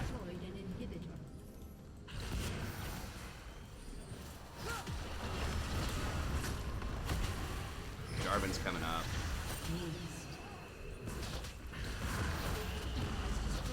But yeah, and I gave them like an extension on their essay, and they were deadpan. Like I gave them an extra 4 days to do their essay, and they're all just like it was supposed to be due in 2 days, and I said, okay, it's gonna be due in 5 days. So I guess 3 days extra. And usually, like, people are just like, yes, like they're excited. They're like, yeah, it's awesome, because they've all been procrastinating. But these guys are just like, just both classes completely deadpan. And I asked them, like, okay, let's do like a rough draft workshop, in one of my classes, which I know is not everyone's favorite to get excited about, but they get to like read over their drafts, and get some commentary from people. They at least read and talk. One class, I think literally nobody had done a rough draft, and we conferenced it the week before. Like they had to come to a 15-minute one-on-one conference with me and just talk about their ideas for a draft and then submit their draft to their little, online system. And we got in there, and I was like, okay, guys, let's go ahead and do this rough draft. And then I was just, like, looking around. I'm like, go. When nobody was moving. And then they kind of shuffled around. And I think they were just trying to, like, fake me out. And then I was just looking and just, like, I was like, okay, now discuss, what you did in the draft. Like, what you thought about the rough draft afterward. I gave them some more specific questions than that. When I was like, and then a bunch of them, they just, like, sat there and didn't talk. It was, like, so awkward. Because I was just, like... And it was near the end of class. So, I was just, like... Well, F it. I guess y'all just go home. I didn't say that, but I was, like, 5 minutes early. I was like, clearly no one's done any work or gives a shit. So, just, why are we here? Just get out. That's what I felt like saying. But I was like, I feel it. I feel you guys, but, like... it's just literally talk about anything. At least lie to me. Like, start talking to each other about what you're thinking about doing for the draft, even if you didn't turn it in. They didn't even have the common decency to lie to me. But... At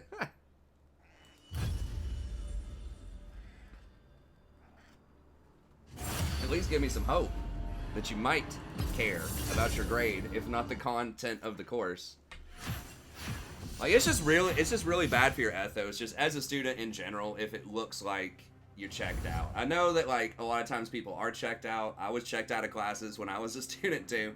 But you gotta put on your game face and, do the little, the smile and nod, stroke your chin a little bit. Just kind of, like, make eye contact with the teacher every now and then and just be like, like you're thinking stuff over a little bit.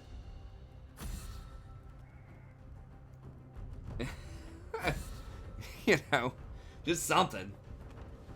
Like, pro tip, just go to office hours, like, once and just ask a question. And already, like, that gives you a huge edge over everybody else. Or just raise your hand and say something. It doesn't even matter if it doesn't make any sense. I must not fall. I don't know. I think they were just tired. It was raining outside, and I think a lot of them were just kind of embarrassed or ashamed that they just haven't really done a lot. It was like, I noticed that most of the people in the second class, the first class, a bunch of them actually did some of their rough drafts. They have some of those AP kids in there I was talking about, or like the early graduate kids. So there was like a healthy mix. In the first class, the people that didn't go to conferences last week were absent for the 8 a.m. class. But it was the exact opposite in the second class. The 9 a.m. class, everyone showed up to that one that didn't go to the conferences. They didn't have the draft. They hadn't talked with me. And everyone who had done a draft was absent. So it was like the Twilight Zone in there. It was like all of the generally underachiever people were there and all the overachiever people were missing. And so it's interesting. This is an interesting experiment, teaching this 101 in the spring. I know the class times are just terrible. You should never give students that are at high risk like an early morning class. I don't think. It's just asking for trouble.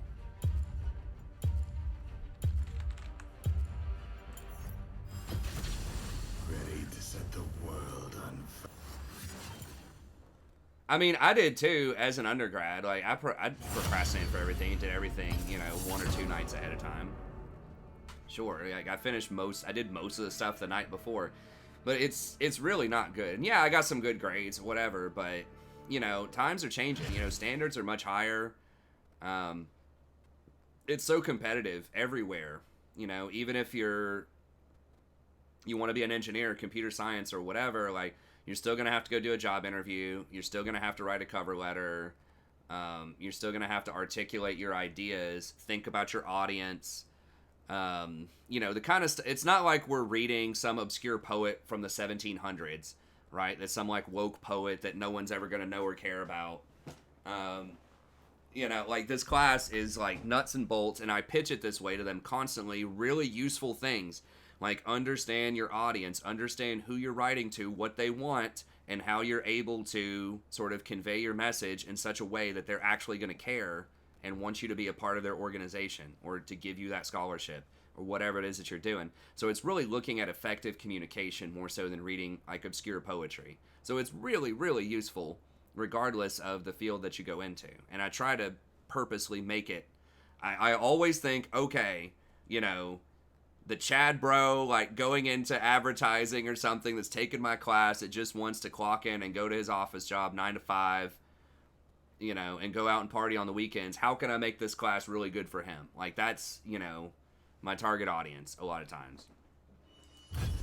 Or Michelle, the computer science, person who hates people and just wants to go hang out like in her, I was going to say basement, but lab or whatever, just away from everyone typing code all day. Like, how can I make this useful for her?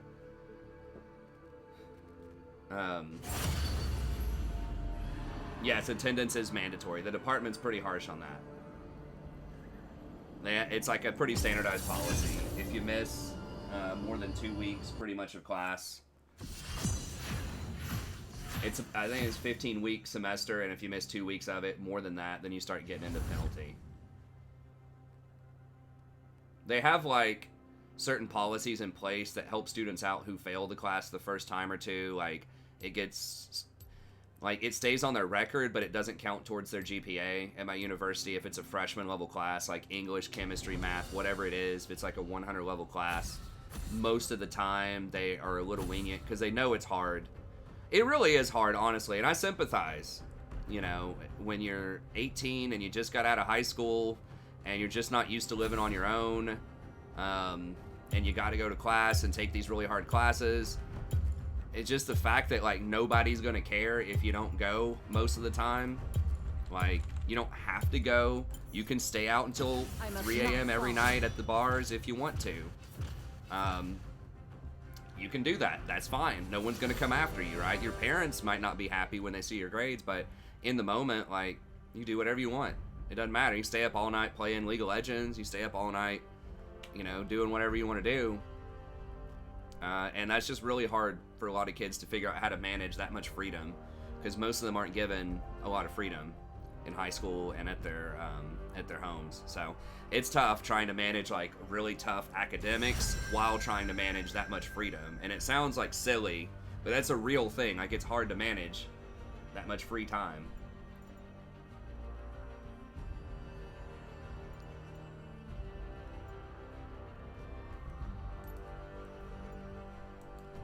I mean, I've had several friends that have done that. I mean, I've fallen victim to that in grad school. Hold on a second. I guess I just do Rakan in the dark, so I have no clue what they're doing. Let's dance. I mean, I've had complete freedom with my dissertation for 5 years. Haven't really worked on it for 5 years because no one cares if I do it or not. Really, like my chair and my, committee that I want, they're like, they have other stuff going on. They don't have time to track me down, try to motivate me. Like, I need to get myself motivated to do stuff. I'm in my 30s, and it's still hard for me to get the motivation to, like, just finish off this degree. It's literally the last thing that I have to do to get my PhD.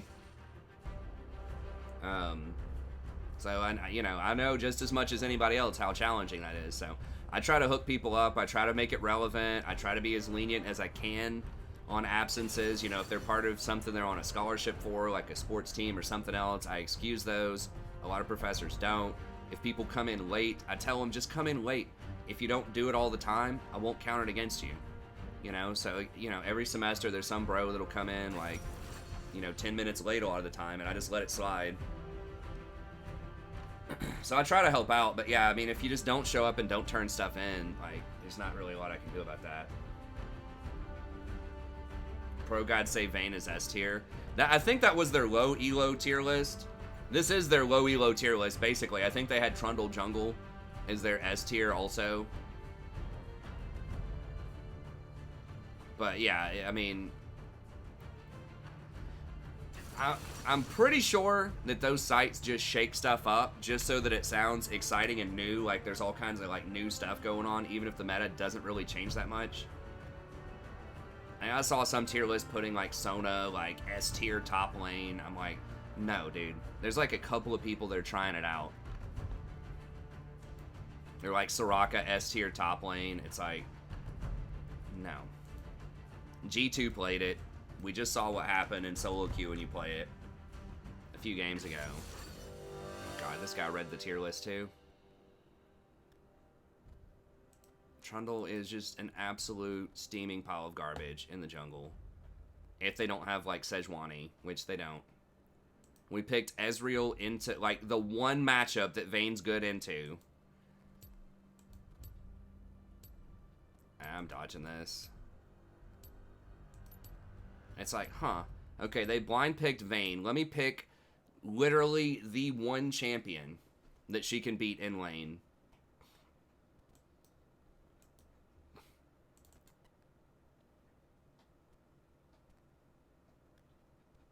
But anyway, so that was a little depressing. A little bit more depressing than usual. I'm like, guys, come on. I mean, I know it wasn't like a super fun day. We were talking about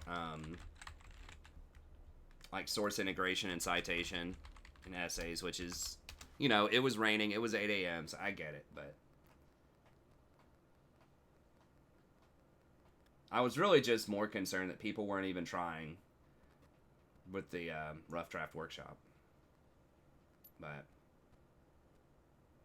it's playable, yeah, man. But I mean, it's very matchup dependent. It's very jungler dependent. Like, it can work.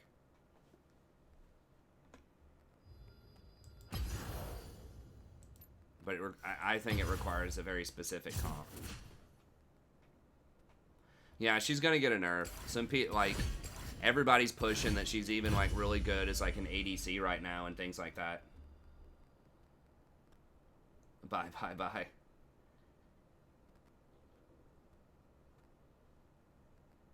What are Ross nerds that are bookworms? Oh, from Friends? Thank you, Pro Guides. Yeah, they've already said they're going to nerf it hard, like, in a tweet. Anytime you see a support that's being played outside of support, it's almost guaranteed it's going to get nerfed. Riot really, really hates that. I was talking about yesterday why that is. It's because their items are too cheap and they hit their power spikes at really, like, really fast timings. It's just like very asymmetrical when they're power spiking versus most other champs, because a lot of support items, you know, are like 2,000 to 2,300 gold, and a lot of solo lane items are around like 3,000 gold. So it just allows you to hit, like in pro play especially, power spikes that you're not supposed to hit early on, and start snowballing the game through, you know, gathering up to take Rift Herald, dragons, siege towers, and things like that. So it just creates a lot, just a balancing nightmare in pro when that happens. It's usually like with Karmas, you know, the most common offender, like Karma top or Karma mid, but in the past we've seen Lulu as well. And then now you're seeing Soraka a bit more. I hope they don't nerf Frostfang. They probably will. It's like Karma's, or part of the Sona thing is she's running Frostfang top. I think the Sona thing is a lot more iffy. If that's all they do, that's actually an interesting way to nerf it. That wouldn't actually hurt support Soraka. So, wow. Okay. If they go through with that, actually hats off to them. I was afraid they were going to nerf the healing on her Q.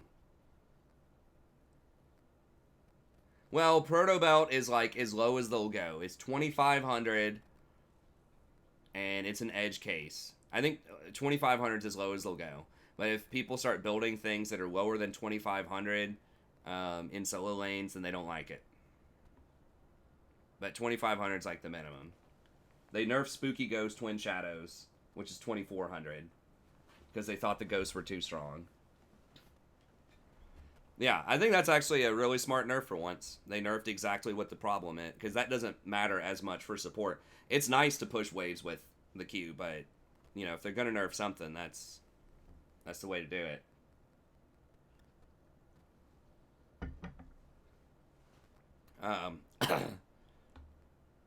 Okay, nerfing a Mumu. Okay, they reverted something. They should lower the cooldown. Why is his team fight ultimate 150 seconds? What? Like, a good initiate team fight ult should be like 120 to 130 seconds. 150 should be like, this is an extremely powerful ult. Like, I mean, his ult is powerful. 150 is kind of a weird zone for ults. I feel like most of the macro ults, like the stuff that teleports you around the map, or, you know, just can hit things multiple places on the map at once. You know, like your Karthus ult, your Soraka ult, your TF ult, Talia ult, Pantheon ult. All of those should probably be around 180 seconds, 160 to 180. Karthus is like 210, I think. But like the stuff that's like a team fight, like Engage ult, if it's crucial to your kit, you know, it should be about 120, 130. I think Rakan's is 130. Nautilus is 120. Leona's 90 seconds. I mean, like, why? Why does a Mumu need to be 150 seconds, man? This champion hasn't been relevant, like, outside of Silver since inception. I don't know. I don't agree with that. I think they should buff him. He's a cool champ. He's an AoE team fight, you know, tank from the jungle. And they're just, there's some of those, like there's Sejuani and stuff like that. They just don't like that style of champ, I guess. But he's a lot riskier than Sejuani, and a lot less tanky. So, I don't know. I don't like it. Tenacity increase. So they're increasing 18% tenacity on that. Okay. Wait, what? Oh. So you gain 18% for a limited time. Okay. I mean, I think that rune's already, like, people take it a lot. So I'm not sure why they buffed that. I think that's the most common thing to take in that tree. Like, the one on the left's not really that great. Revitalize is good on, you know, certain champs, like Enchanters. But I feel like Unflinching is the standard, like, tank rune. Phase Rush. Time to make 3 attacks or spells increase from 3 to 4 seconds. Now grants extra movement speed. 30 to 50. What was it? Oh, for melee champs. Okay. So they're trying to, like, make Tryndamere, or, like, entice Tryndamere to try that out instead of Conquer. Not Tryndamere. Darius.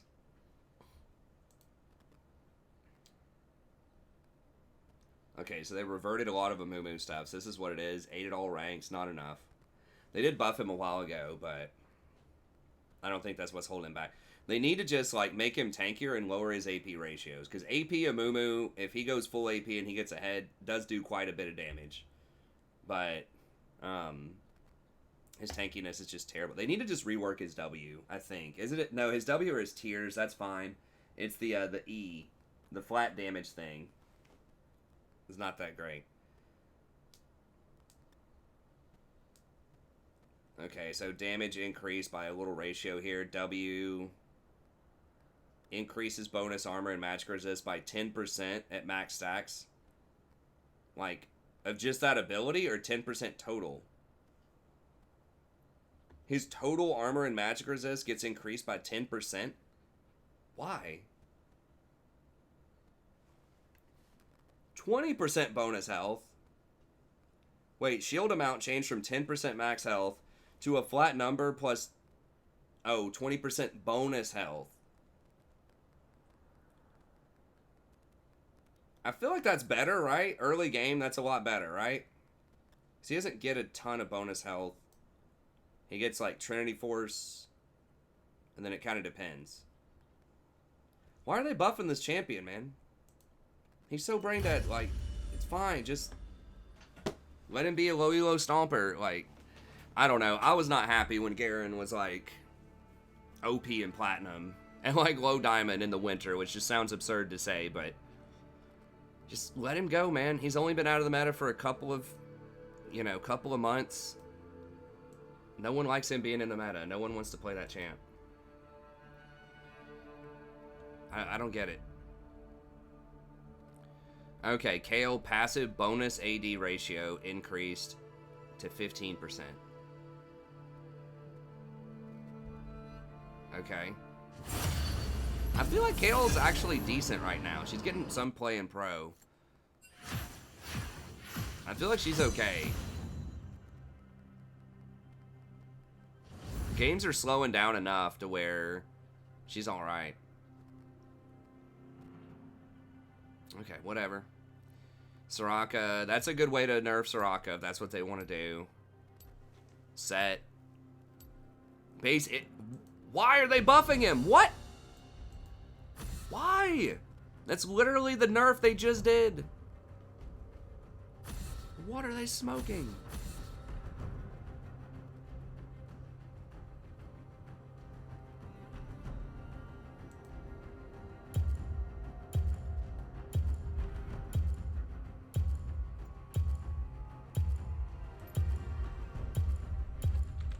I'm still banning Leona. I don't care if this guy wants to go more I must mid. not fall.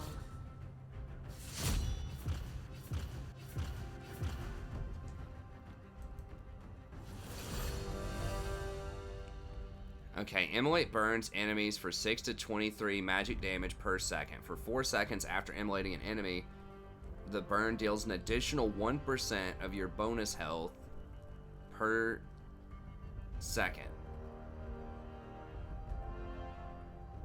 Damage is increased by 100% to minions and monsters.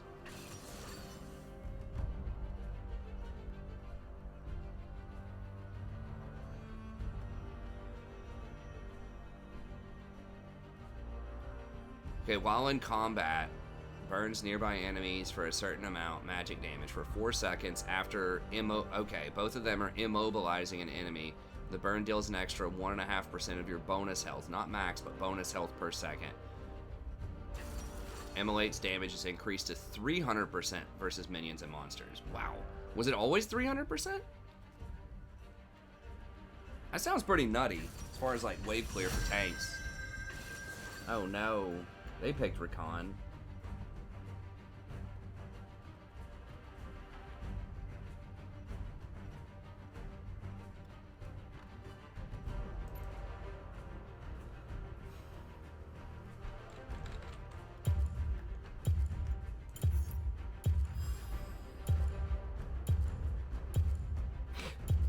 Right, smoking a combination of blue and burned trash. I like it.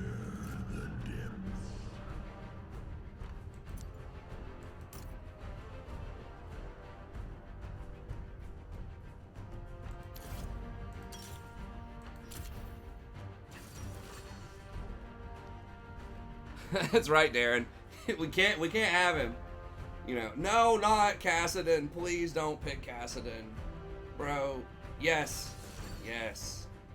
It's like, please don't have one massive AP threat. It's so troll. Just go all AD. That's right. That's what I want to see. That's what Papa wants to see.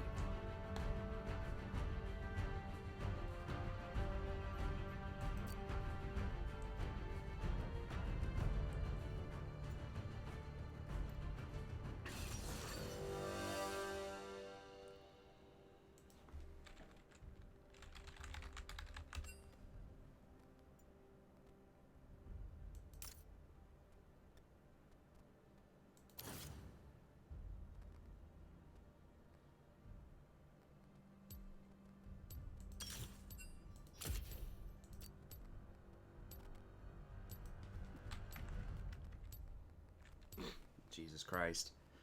Dude, it's 2 a.m. Why is a middle schooler still up? Actually, I don't think middle schoolers say that. That's the sad thing. When was the last time... Do people still say your mom? Like young people? I feel like that was like a 90s thing. So this is some guy that's like in his 30s saying your mom to me. That's what it feels like. I don't know. Maybe people still say your mom.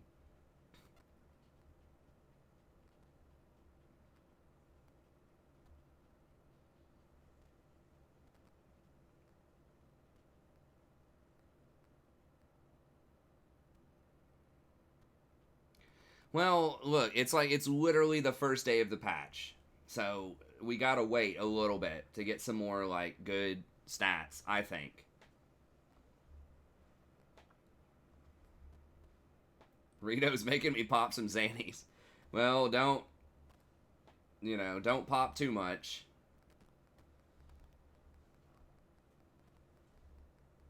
Came back for a while. Is it just, like, the retro stuff kids are wearing? Dude, I'm seeing, like, the mullet coming back, man. Is that a thing? Like, I'm seeing a lot of, like, the frat guys around campus, like, rocking the mullets. One guy last semester, like, came in, and he was rocking, like, a mullet. And I know he was in a frat. He talked about it before. And then this semester, I'm seeing, like, multiple other people. Like, I think it's legit coming back.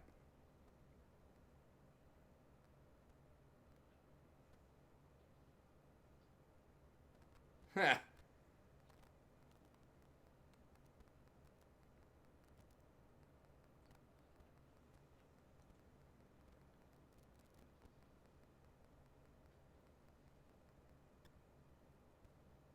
Okay, so Frozen Hearts obviously would be extremely strong here if I can get that. I'm probably gonna get like Tabby Frozen Heart opener.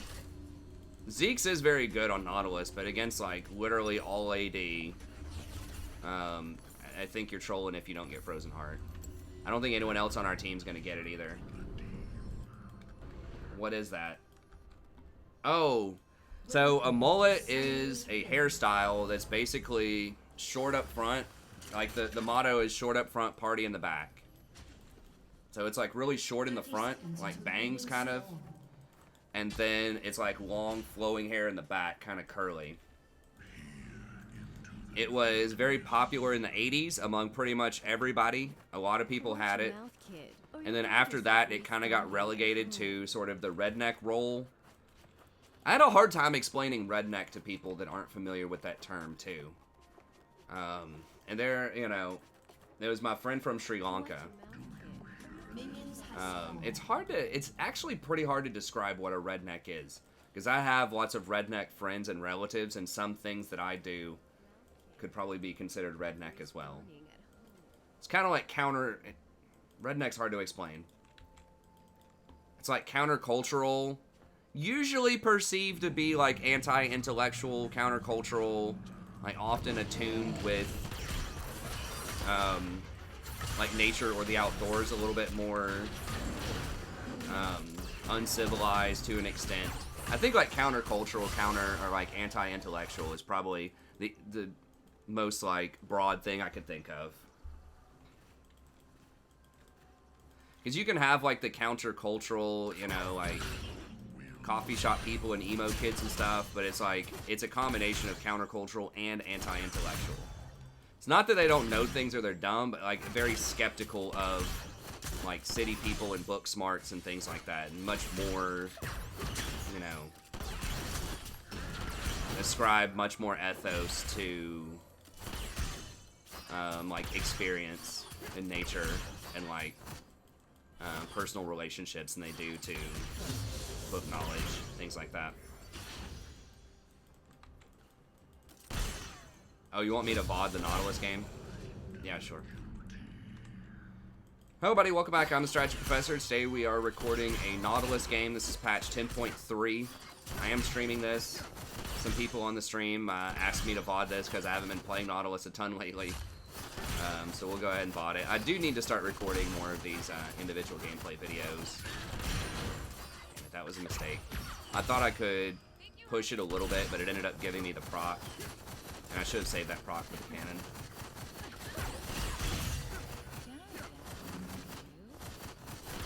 Okay, well, they're topside. Means we can get Scuttle if we push. Nautilus is pretty good at getting Scuttle. He does quite a bit of damage to minions, and obviously he has like a good chunk of CC.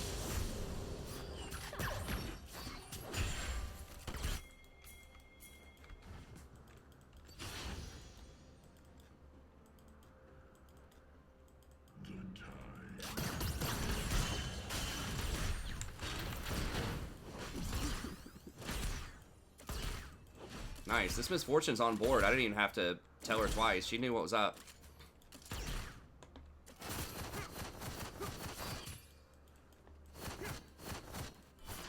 Okay, so she missed 1 CS in exchange for a Scuttle. That's a bargain.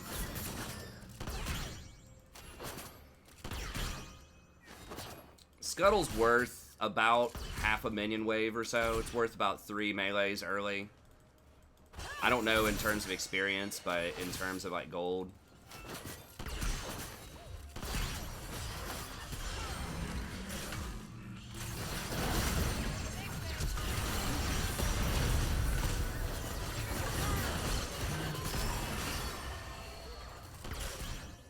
Okay, I maybe could have hit the Xayah and forced her to flash. I'm not sure. I was trying to use everything that I had to kill the Rakan before he flashed. Rakan's on Adderall. He was kind of freaking out a little bit there. Zen, okay, Zen's middle. I'm gonna go back to maxing E after the nerfs to Q. It's just way better wave clear, way better team fight damage. I could have also gone for the stopwatch build. I don't think I'm gonna go for Stoneplate though. I know that's kind of like what's popular right now, but they literally have 0 magic damage on their team. Well, not literally. I guess Rakan has a pinch. But, it just feels like a huge waste. Like all the, you know, the 80 magic resist you would get in a fight. So I'm just going to go Frozen Heart and feel it out from there. So I think given that, like, Ghost Poro and Ulti Hunter are better. I haven't really used my Ghost Poro early. I was too busy talking with the stream about random stuff and didn't get an early ward. I'm pretty sure he's going to be around there. He might be doing Dragon, actually. If they ran us off a Dragon, they know our jungler just ran topside. That could be kind of spooky. I don't have Ignite, so it might be hard to solo him if he's doing it. Yeah, he's doing it. Damn it. They're both there. Yeah, as a jungler, you just can't be on the top side of the map with Dragons up. I know it was kind of a no-no pathing for Echo. I mean, we had to back anyways after that kill. It was tricky. We probably should have just pushed and made a play on it ourselves after killing them bottom. I don't remember the exact situation. Like, the wave situation.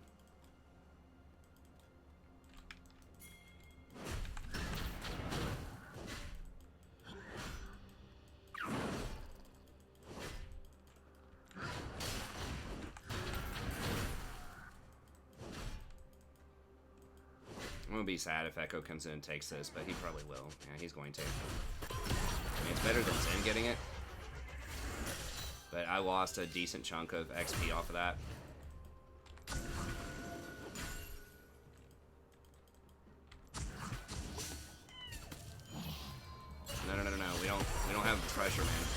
pressure, man. They're rotating up here on us.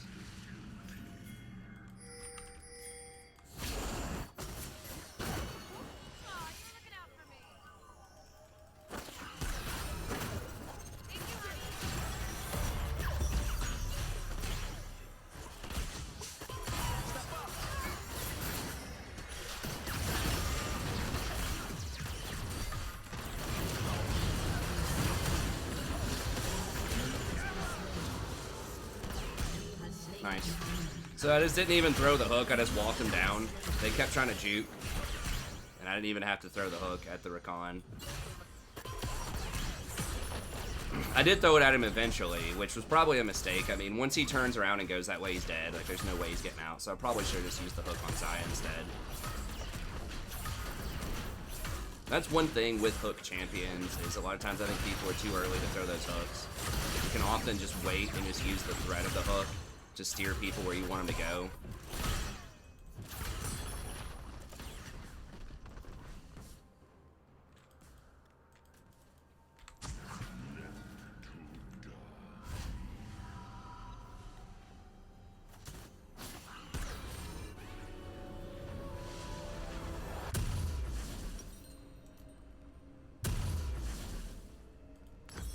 Been quite a few like situations where you want to rotate, so a lot of early skirmishes.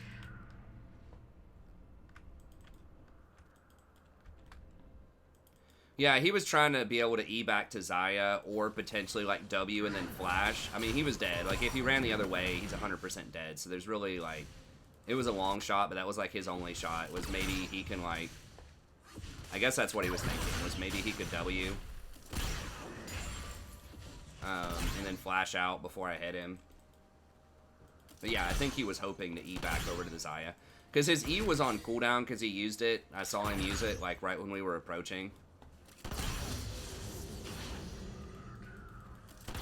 So he wasn't going to get out. He did use his flash in there somewhere too. They might have that. I know they had a pink ward in there, but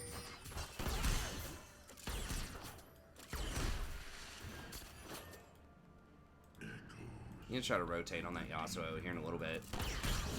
I hate not taking Mobies because Mobies are so good, but like you just get so much value right now off of Tabbies.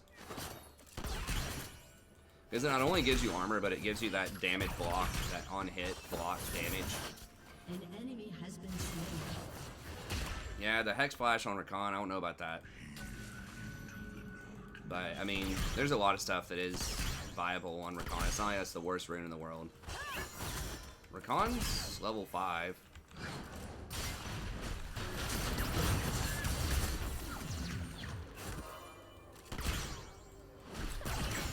She really doesn't want to commit to it, I guess. I mean, he's level 5. I think I could have... And he doesn't have Flash. He does have E, though, so... We need to try to get him before... Once he gets that cannon, he's probably going to be 6.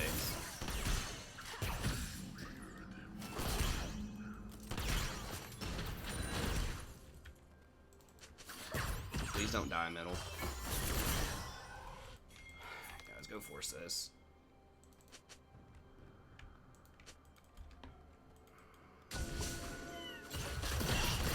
Okay, yeah, Zen's top. This is pretty deep.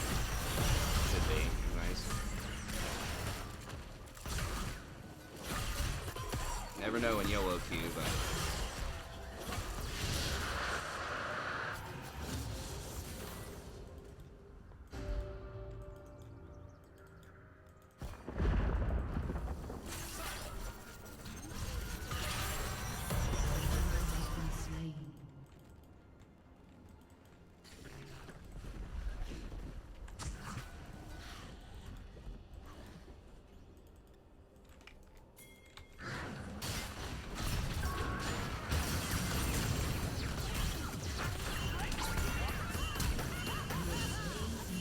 super slow, like, ult reaction.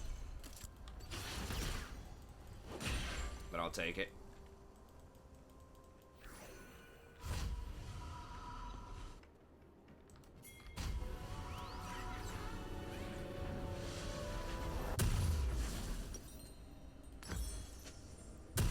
Yeah, so, I mean, Frozen Heart is very situational. I'm gonna go ahead and get 2 controller.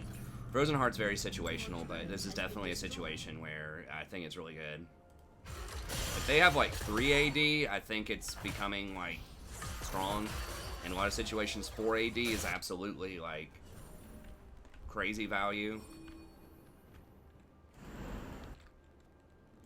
This is where you gotta kind of get off your MOBA Fire guides a little bit, as I kind of joke about on the channel, and just think about what is your team actually, like, what's the best item.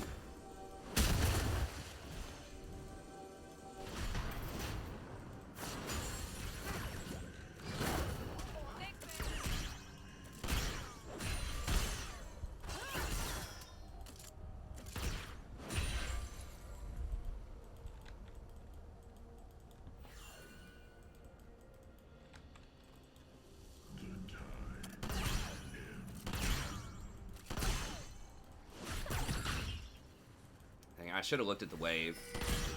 Should have seen it was a cannon wave coming up.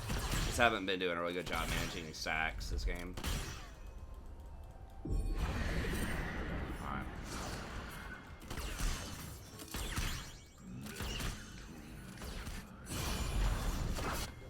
Turret plating will soon fall.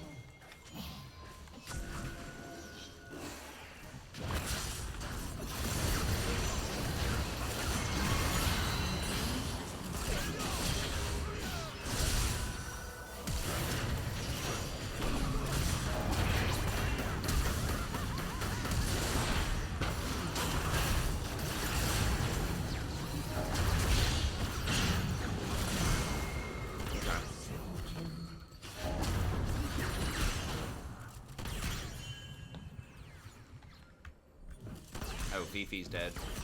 Yeah, it's just Zaya. Fifi!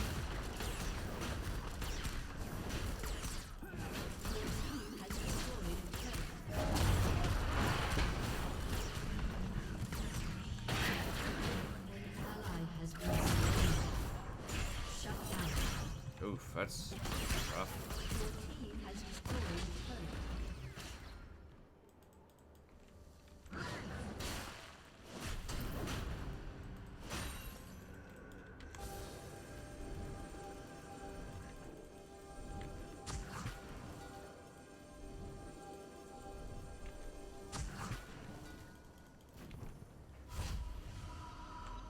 Yeah, Morg mid, not always my favorite, but this one's doing well.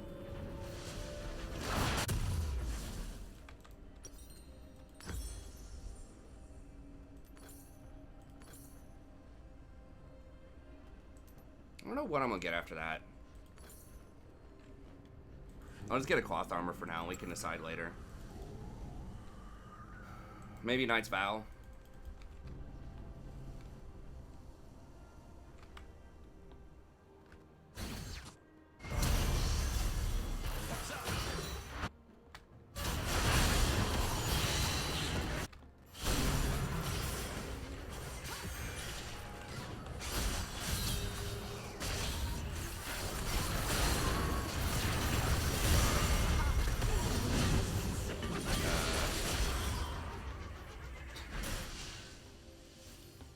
Alright, sweetheart.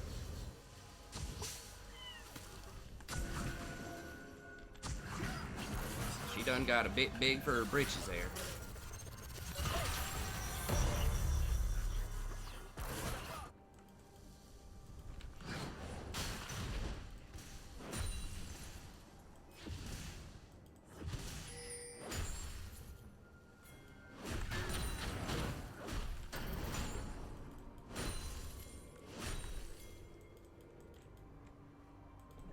Morg's gonna get that. I kind of wanted to just push that up, but An ally has been slain.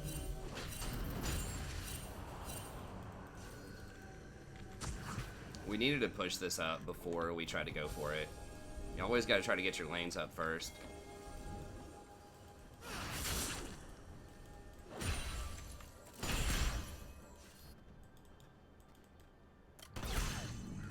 Call that being offsides. If you don't have your lanes up first and you try to go get an objective, it makes it like way harder to manage. Pretty sure she's gonna die. has been slain.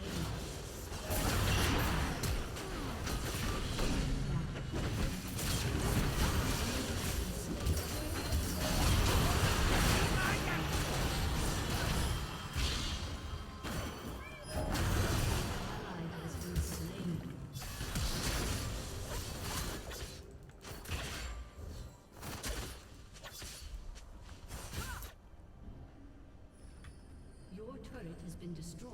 I mean, I literally told him in Champ Select that they are a 100% AD team. People don't have ninja tabbies. It's just, like, insane how ignorant some people can be sometimes. Misfortune's getting berserk. Like, what is wrong with everybody? Like, ninja tabby all the time, every time. If they have like quad AD.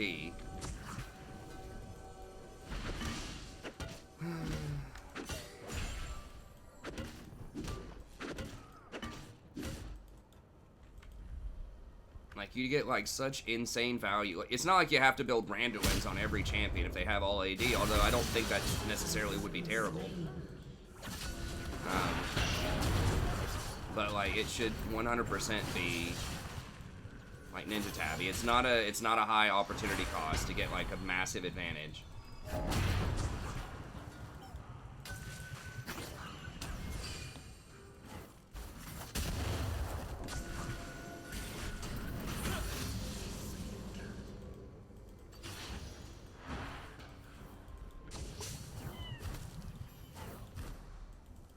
So we can still win, but this is getting a lot harder because people just won't get away from their robe of fire.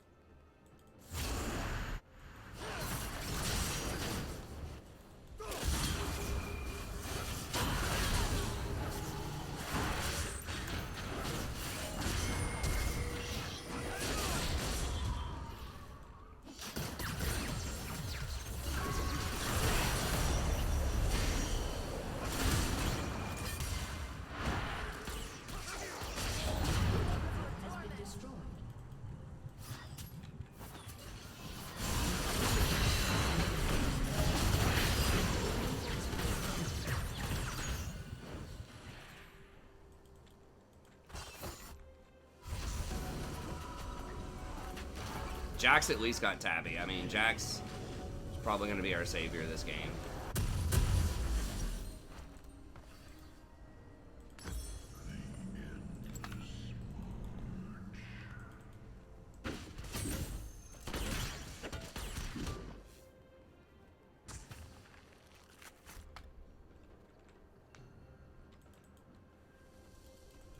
Maybe I should get Randuin's. I was thinking, like, Knight's Vow. I mean, Knight's Vow is cheaper. I'll probably do Knight's Vow first, and maybe Randuin's after that.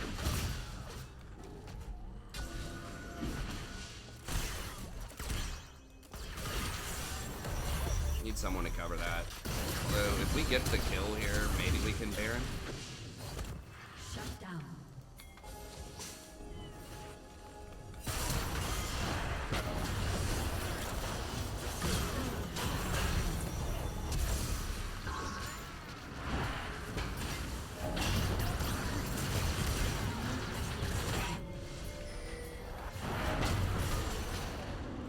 There we go.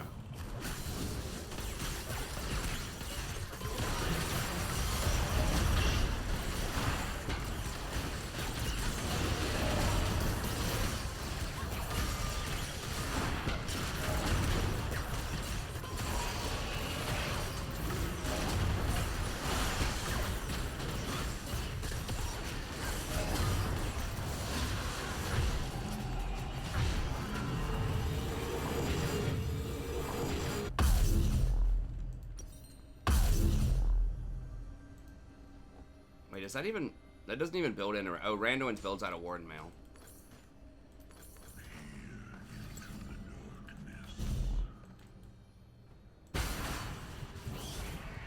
Yeah, he was chain CC'd for about 50 years there.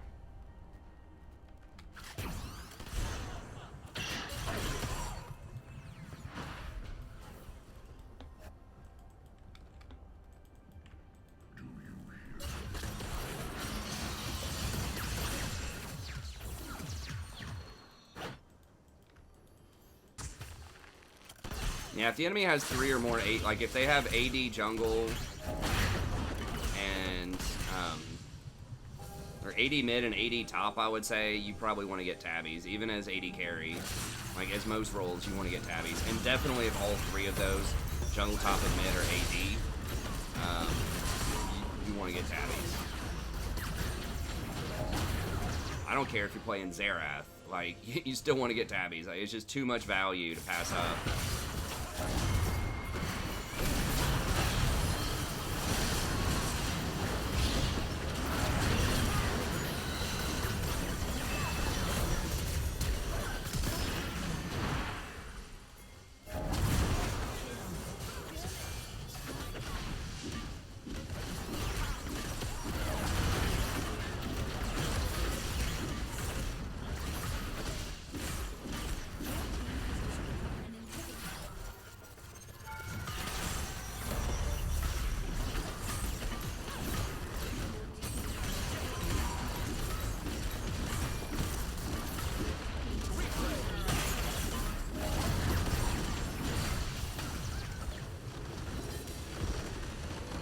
That matchup's pretty rough for a comp. A lot of times, either Leona or Nautilus.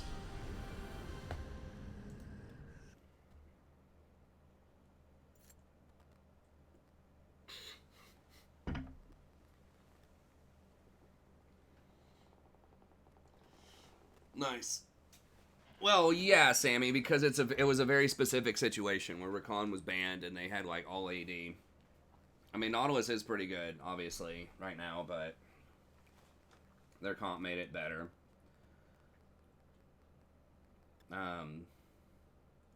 Okay. Unfortunately, that has to be it for tonight, I think. I hate cashing in early, but I do have to get up in like 4 hours and be ready to go to class, and I still need to grade some essays and stuff before I do that, so tonight's going to have to be a short one, and then hopefully we can get on track. I forgot to honor somebody, my bad. But anyways, come by, check out the stream if you're watching the individual video. Obviously, we've had a bit of a rough start to the season.